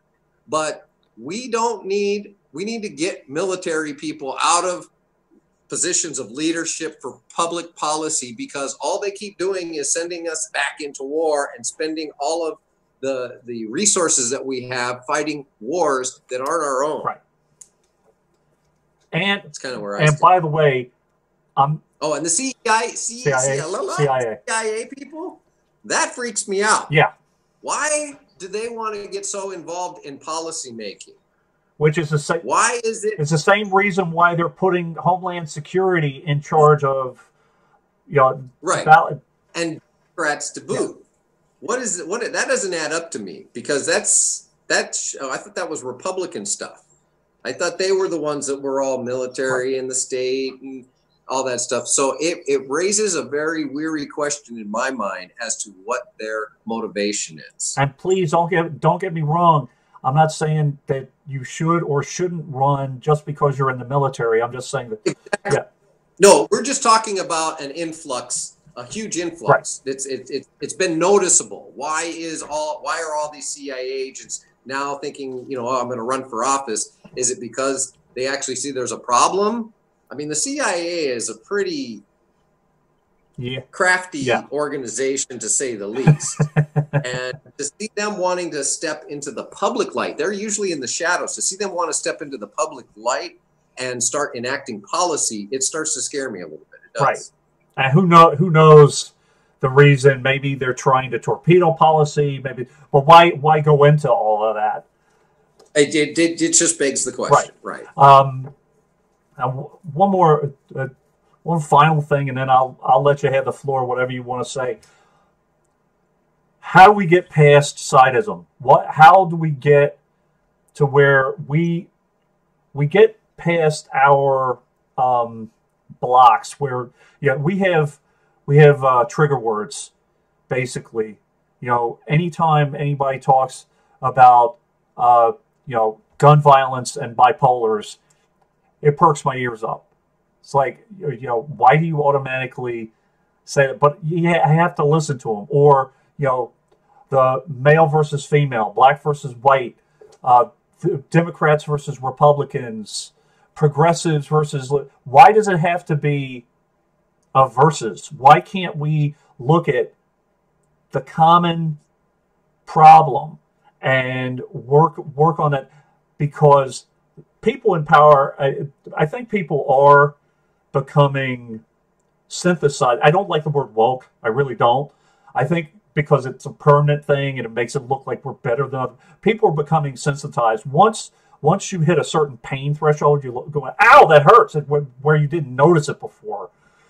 Mm-hmm. So now we're trying to come together and work on all of these problems. But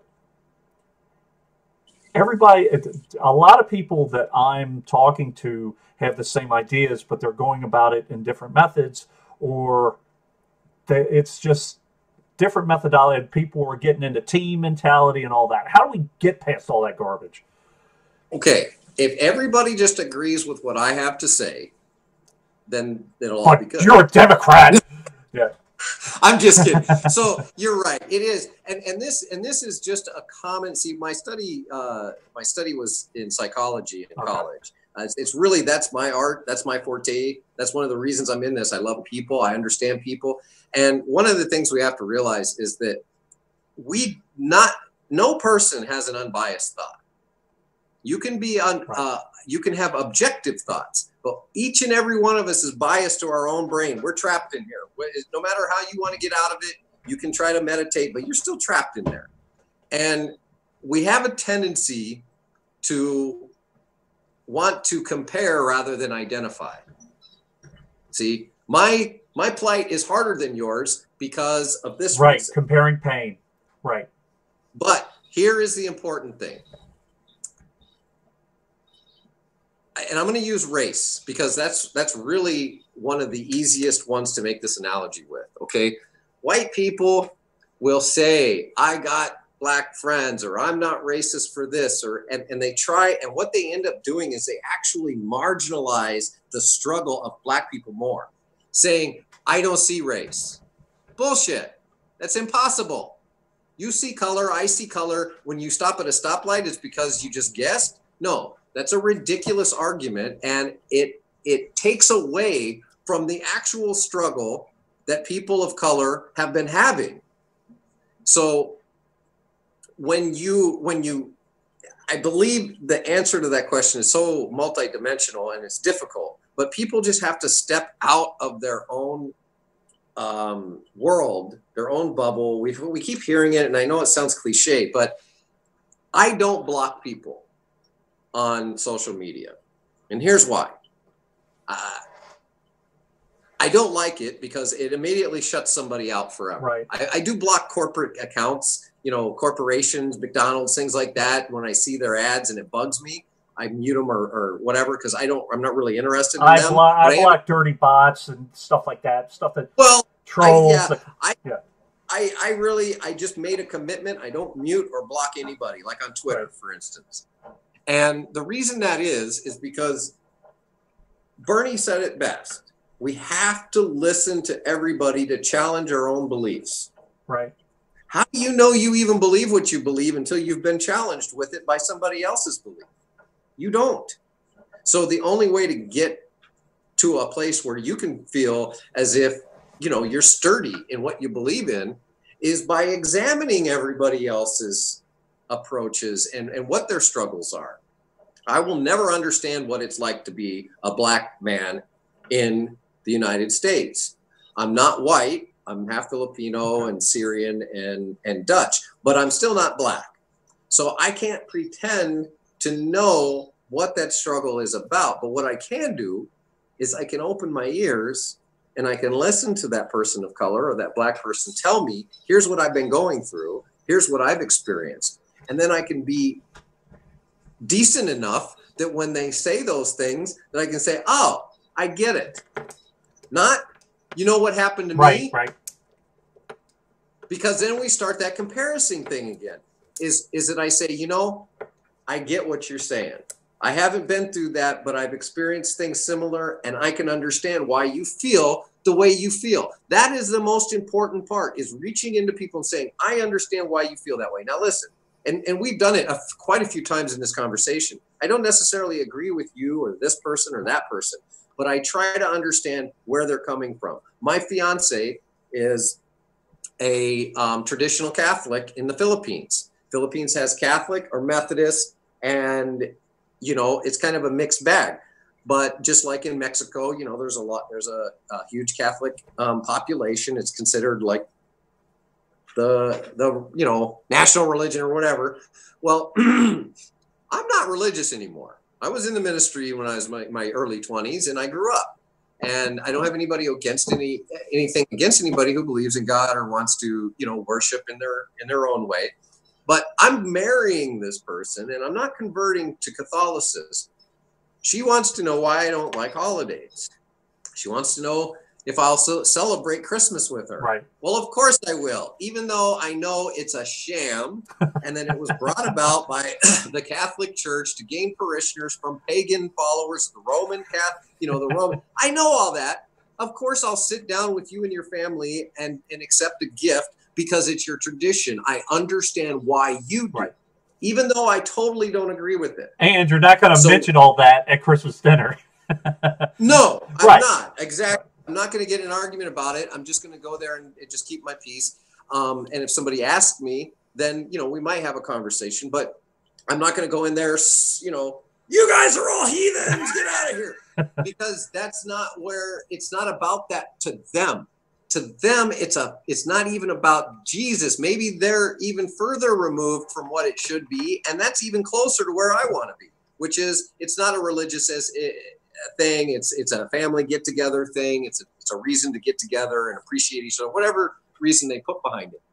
So I deal with this on a regular basis, and I've purposefully made it right here, like with that not blocking people. And look, yeah, people get irritating, and I found that when you just start ignoring the ignorance, it goes away. Right. You ignore the ignorance. And I can engage with people and start a fight on Twitter, which I do sometimes because I like to. It keeps my debate skills honed. But and one of the things I've realized is when you open yourself up to the other person's point of view first, and you start listening to them, then you gain ground in sharing your message. And I've won people over. My neighbor, who is kind of a friend, she was going through a lot of problems. She told me one time, she's a white girl. She's not a bad person, but where she grew up, there weren't a lot of black people. Right. Maybe one. And this is in Minnesota. Minnesota's got a lot of racism. And some of it's hidden racism because the people don't even know they're racist. She says, "Oh, I'm not racist, but I don't think that having, sex with somebody outside of your race is right. I just don't want to do it. I wouldn't have sex with a black guy." Right. So I don't mean to laugh right. at that, but she innocently didn't see a problem with it. She just felt that it wasn't right. And there's a lot of people that feel that way. And I had to explain to her, "You're a bigot." And she goes, "No, why?" "Because I don't." I said, "Yes, exactly."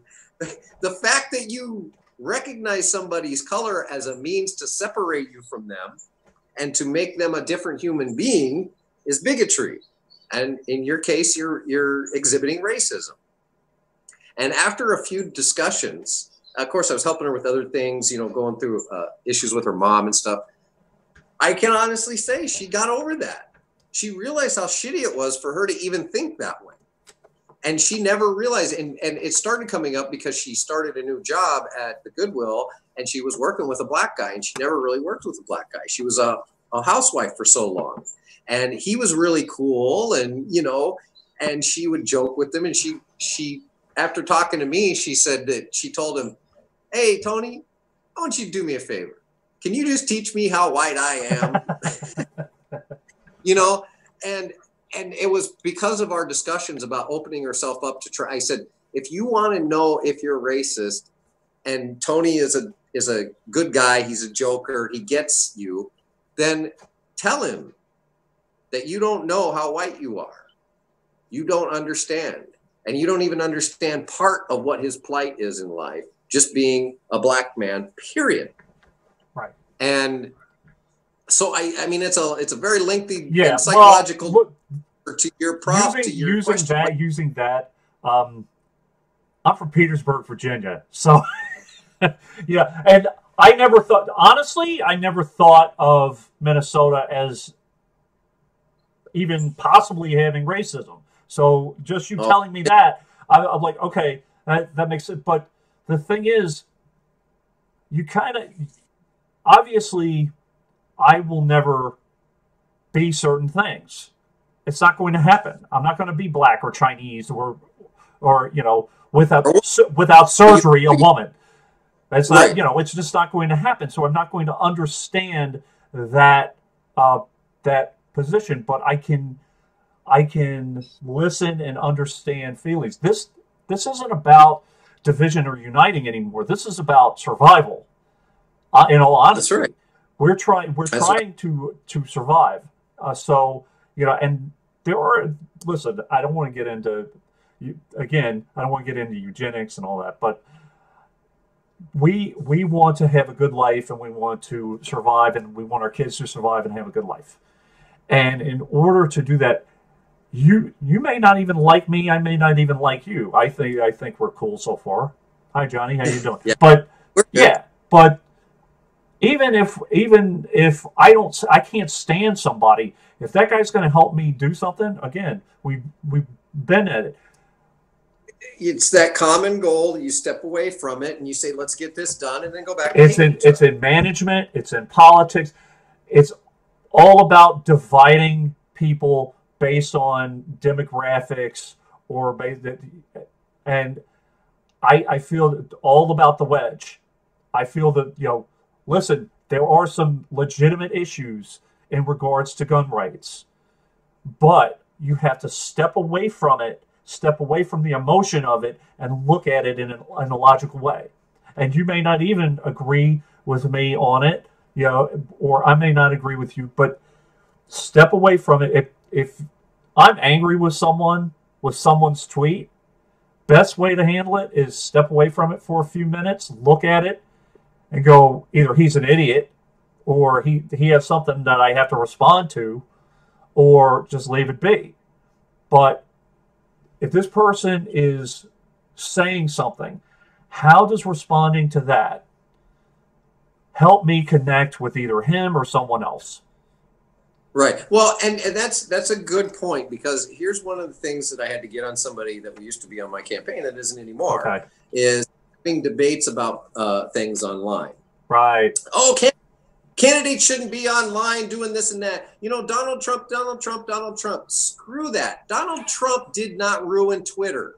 He did not ruin social media. Donald Trump was actually a shrewd social media user. Exactly. But the point is, you can't equate everybody who uses. There are current serving senators and Congress people that use Twitter and that get in some debates sometimes. They think, you know, this idea, you need to act like a candidate. What the hell does a candidate act like? I'm acting like me. Right. I'm acting like a person. Now, I do believe that I've turned a corner in my campaign where I'm starting to behave as if I already hold the office I seek.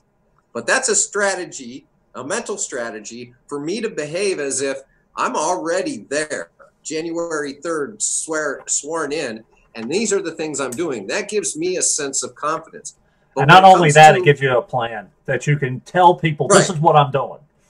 Right. This is what I'm working on already. Like, I feel like I'm already in office working because of all the things I'm studying and researching and doing that I'm going to put into place. And by the way, we don't need candidates. We need public servants. And I appreciate those people who reach out to me. And when I reach out to someone, whether it be Margaret Flowers or you or Seema or whoever it is, I don't care. Sam Ronan, I don't care. Whatever.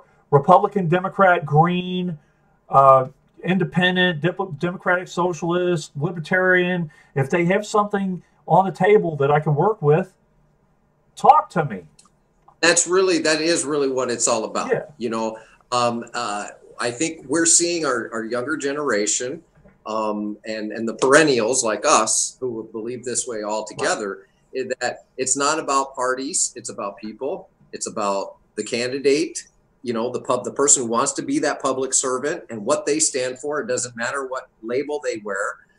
This all has, we can't put a blanket over everything because we have so many mixed districts that to tell everybody in the movement, you have to do it this way, is ridiculous. And God help me with the groups. I don't care if you're a Justice Democrat. I'm going to look at you as an individual candidate. I don't care if you're a C4 candidate or this or a Democrat or a Green or a Republican. If you're running in my district, I'm going to look at you. I'm going to research you, and if you're worthy of my vote, you get my vote. If you're not, you won't. Exactly, and that's where we need to get. Now, I was going to say, I think the young people of our day, the millennials and even below, the ones that are engaging in this, gun debate, they're a smarter crew. Now, I hope that we don't end up seeing what happened with like the Me Too movement being co-opted by, the party in a certain way to start using it for their own. Honestly, I think it already has been co-opted. Right. And I think it's actually caused blowback. The more you attack the NRA, the more money is going to get poured into the NRA. Not only that, but it's how you attack it and how you use it. If they feel that parents are using their kids as the front people for their own agenda, and it's not the kids doing it, and then it's going to cause a problem. I do believe that the kids are the main motivators of this right now. And I also think that with these things, they're starting to wake up and see. I've always said this before I even started running, that our youth, this generation, is going to be the generation that corrects our species. I do have to say, I hope that those kids hold that school district and that school accountable. What happened at Virginia Tech was unconscionable because they won their case. They won their case against the college, and then it was overturned. I believe it was in the state Supreme Court. And to me, I'm sorry, the I don't get it. The school should have been held accountable. We could talk about that one infuriates me. But yeah, I think that we're turning a corner with involvement, but it can drop at any time. You know, we get crapped on enough people get crapped on, and they're just going to give up and maybe move to Mexico and Canada. Well, that's a great I'll be going to the Philippines where my fiance. That's a great ending question, or because you mentioned Paul Wellstone, I mentioned Jesse Ventura. The reform movement was a big push in the beginning. We had this great big push. Everybody was like, "Woo, Bill," and all of that. And then everything fell apart. I think part of it is you cannot look to one person. I can't say Johnny Akzam is, he's the one, and put him on a pedestal, and there are no political gods or heroes. We have to be plugged in as well, and I think that's what happened with the reform movement with Ross Perot. They wanted him to be the face of the party. Making Bernie the face of a party or anybody the face of a party is a mistake. I think that might be, to be honest with you, why he backed away from draft Bernie. Right. I think that might be because he's always said this is not about me. It's about bringing millions of people into the political process and keeping them there. See, that's one thing he didn't keep throwing in. But what you're saying is it's about bringing them in and keeping them there, not in the parties, but in the political process, in making sure their voices are continually heard. I don't agree with everything Bernie does or says. I don't agree with some of the deals that he made in his state, blah blah blah, all of that.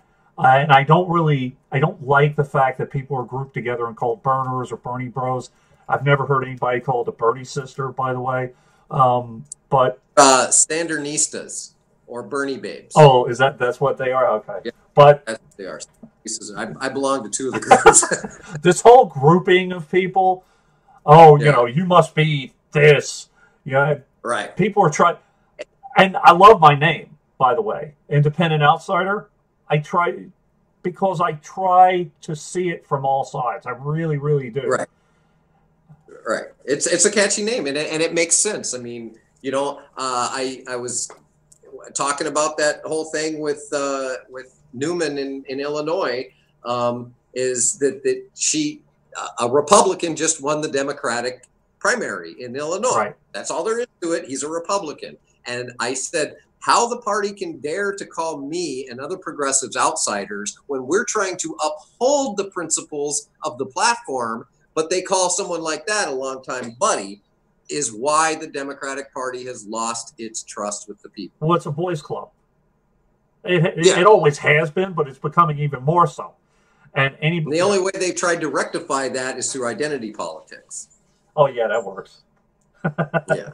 Although, I mean, there have been some great candidates from the nursing industry, teachers. Yeah. So Oh yeah. I mean, one of the Kathy Myers running next door.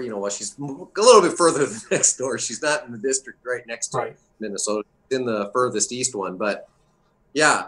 Another, a teacher, people from all walks of life that actually, I believe, answered Bernie's call, if nothing else, when he said, we need people to run for every stage of office. Now, Christine Pellegrino is actually in my district. Oh, I remember. Yeah, and I'm keeping my eye on her.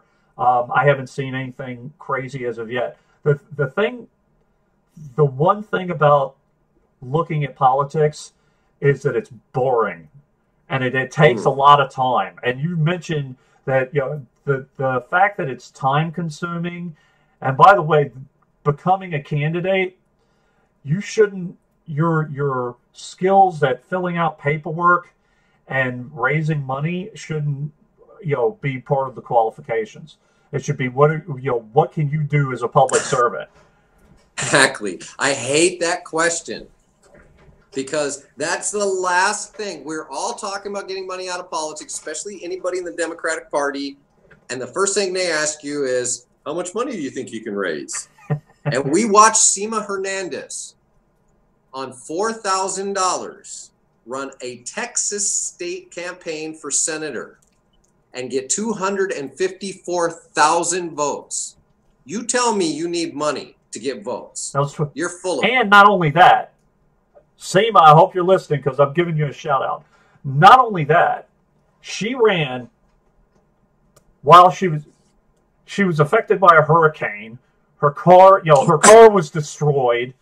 Right. She was going through all this. She got completely shut out by her own party, and she got, I believe it was 25% of the vote.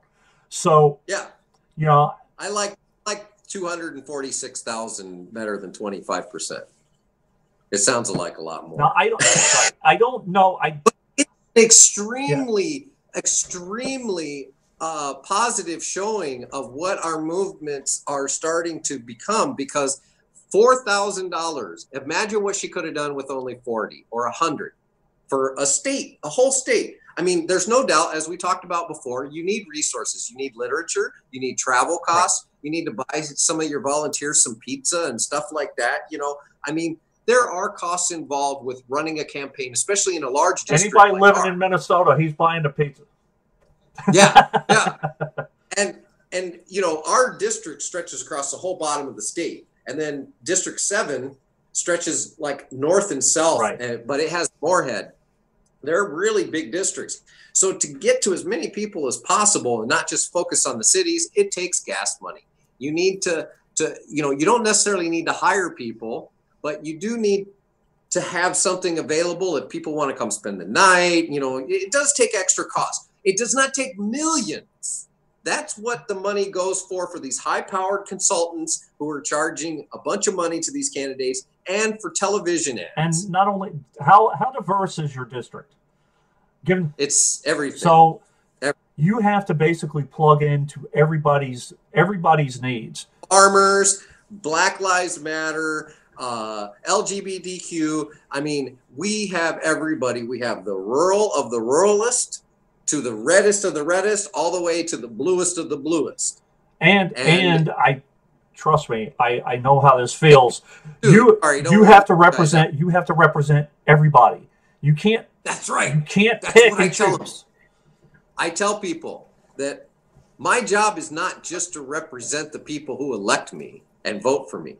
It's to represent every single person in this district. So my most important job after election, between the time that I get elected and sworn in, will be to go around and appeal to the people who didn't vote for me and find out where we are at odds, because most of it has to do with misunderstanding, misinformation. Right. What I want to do for you is improve your life. Trust me, I know you don't believe it because your party has told you this and this and this. But if you didn't vote for me, I want to know, what is it you need? And the thing that kills me too, sometimes people want what they want, but it isn't really what they want, and they don't realize. No, they don't know. No, they think that it's what they want because it's been told to them so many times, it's been repeated, it's been propagandized to them, whatever the case may be. And sometimes when you start sitting down with people and you have a conversation, you can get them to change. There are people that you can have absolutely 100% logical back and forth with, and they will look at you with this stare and still not get it. One of the economists, my opponent, he's an economist, he teaches it. I said, hey, how come you keep bringing up taxes as a means to pay for everything? And he goes, well, what do you mean? Where else are you going to get the money? And he's an older guy, he's in his 50s, maybe 60s. And I said, well, you know that spending precedes taxation, right? And he started arguing with me for a minute. I said, well, wait a minute. How did anybody have the money for taxes if the government didn't spend the money into the system to begin with? So then he conceded that. He goes, okay. Oh, right. Okay. I said, so therefore, we just established that spending always precedes taxation. Then why do we need taxes to pay for what we've already paid for? Right. He couldn't answer the question, but he got all pissed off and he walked away. The point is, you're not always going to see eye to eye with people, even if you reason with them on the very most basic level. sometimes you have to walk away. But it doesn't mean you give up on people like my neighbor who believed it was wrong to have sexual relations with somebody outside of her race, because when you do reason with people, sometimes they see past their own ignorance and they do change. Right. And on that note, let's see, a year or so, a little more than a year ago, I was listening to Rachel Maddow. I was screaming and yelling at the TV because Hillary Clinton, lost.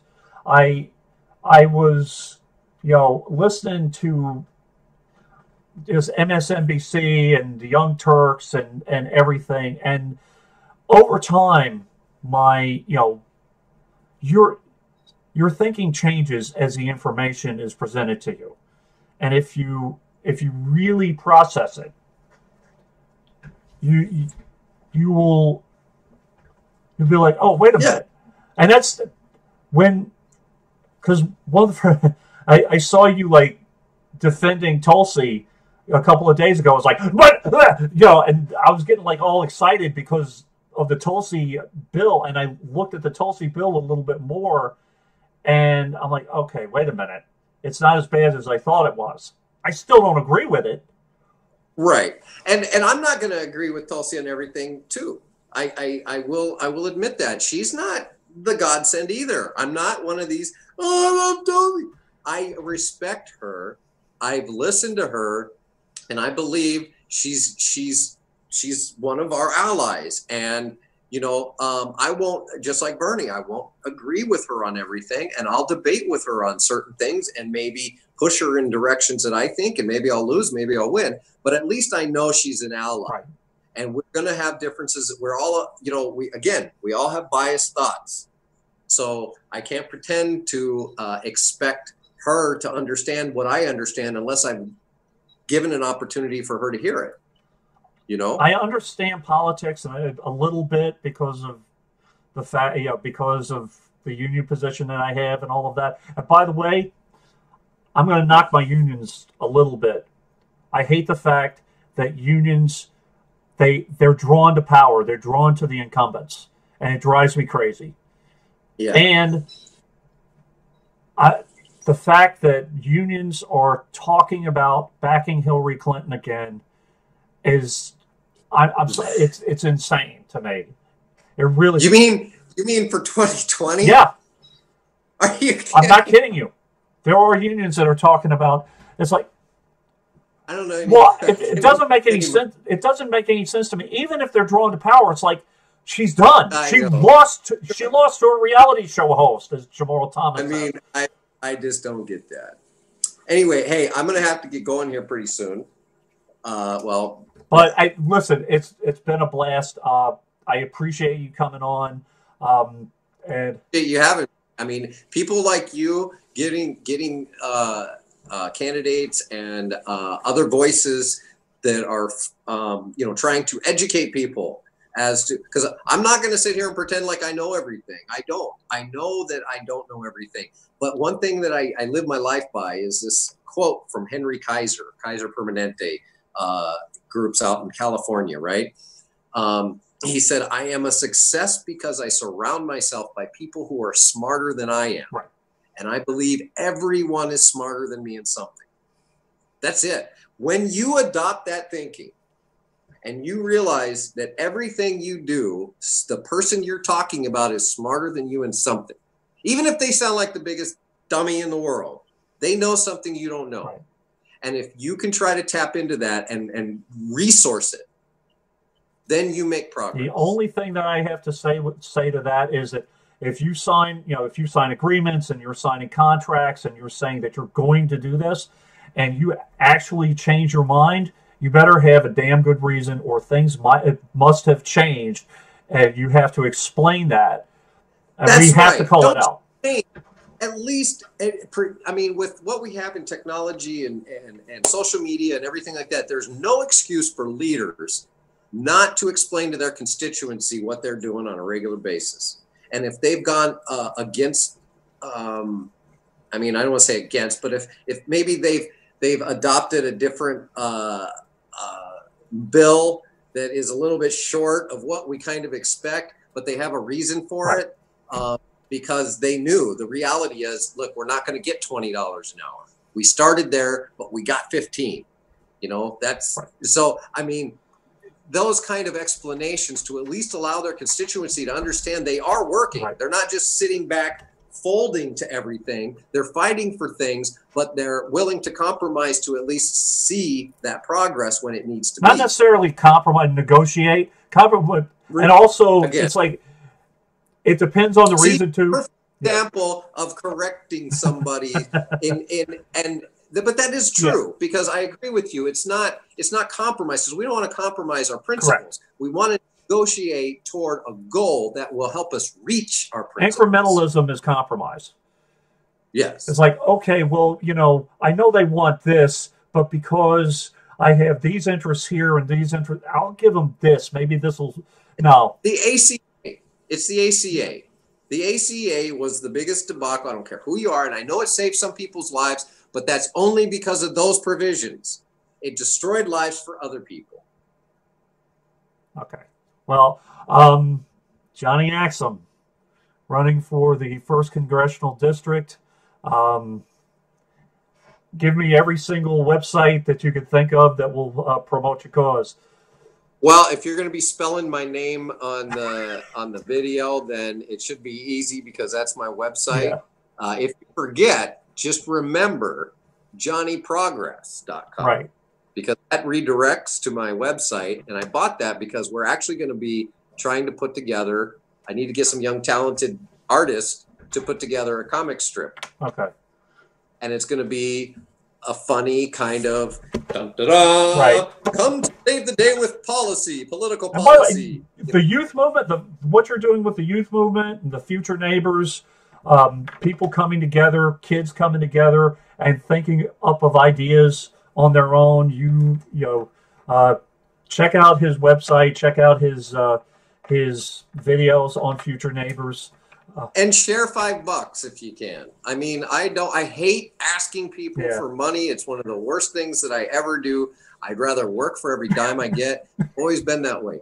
But again, as we talked about, we do need some resources, and it doesn't need. I'm not asking for $1 million or even 100,000 in a congressional race. I mean, I believe you can run a congressional race on the most 50 grand, and if you can't, then I don't think you can do the job very well. There was a comptroller in Nassau County, Long Island, $250,000, and the comptroller is controlling the money. I'm like, why do you need that much money simply to advertise the fact that you're running? It's comptroller of a Long Island county. It's not even a senatorial race. He just wanted to make sure he didn't lose, I guess. Yeah, she actually, but she. Yeah. Yeah, and let's not forget that there's a lot to be said for Joe's immediate action for getting money out of politics. Right. Stop supporting the politicians and stop looking at their support stop looking at their finances as means of support, because it's not always true. Right. The guy who's running against me, Dan Feehan, 87% of his $300,000 came from Washington and Massachusetts, where he actually lives. He hasn't been here for 20 years. He flew here and landed here with all this money with max donations. And that's another thing I want people to realize. When you look at your candidates, look at their FEC reports and see what their donations are, because many candidates are trying to pass themselves off as progressives and not take any PAC money, but they're getting max donations of $2,700 and $5,400 from individuals. How many people do you know can give that kind of money to any candidate? And also read their political ads on social media. I saw Connor Lamb, who just won, so I'm not taking anything away from him. He's talking about how progressive he is, and he's for keeping the ACA. It's like that's three. I think there's only one other person in my opponents that supports getting rid of the ACA. The rest of them are trying to diddle around with it, and it just needs to go. I mean, it needs to be replaced. Don't get me wrong. Right. You don't just rid of it and not have anything, but it needs to be replaced by something with like Medicare for all, not. I mean, the only thing you can do with the ACA right now is include a public option immediately, and that would give us time to do the billing and everything for and do all the resourcing for Medicare for all. But that's the only thing you can do to help the ACA, which is what should have been included to begin with, to start putting the health insurance industry or the health insurance companies on notice that they were no longer going to be in the health insurance industry. Right. But my thing is, when you look at people's policy, if they're talking in general terms, I'm looking to help you for a better future. That stuff, instead of talking about specific policies and what's going on in their county or district, no, I don't. I don't see it. So yeah. I know you have to go. I really appreciate you coming on. I'm gonna shut down, and I'll if you have a couple of minutes, I normally talk a little bit after the fact, but I appreciate everybody coming on. I will have Angelica Duenas on next Wednesday, so if you guys can, next Wednesday at 2 p.m. I will be talking to her. She's running in California, and you're talking about the homeless situation. There's a massive homeless situation in California. Yeah. So thank you everybody for showing up. Independent Outsider out.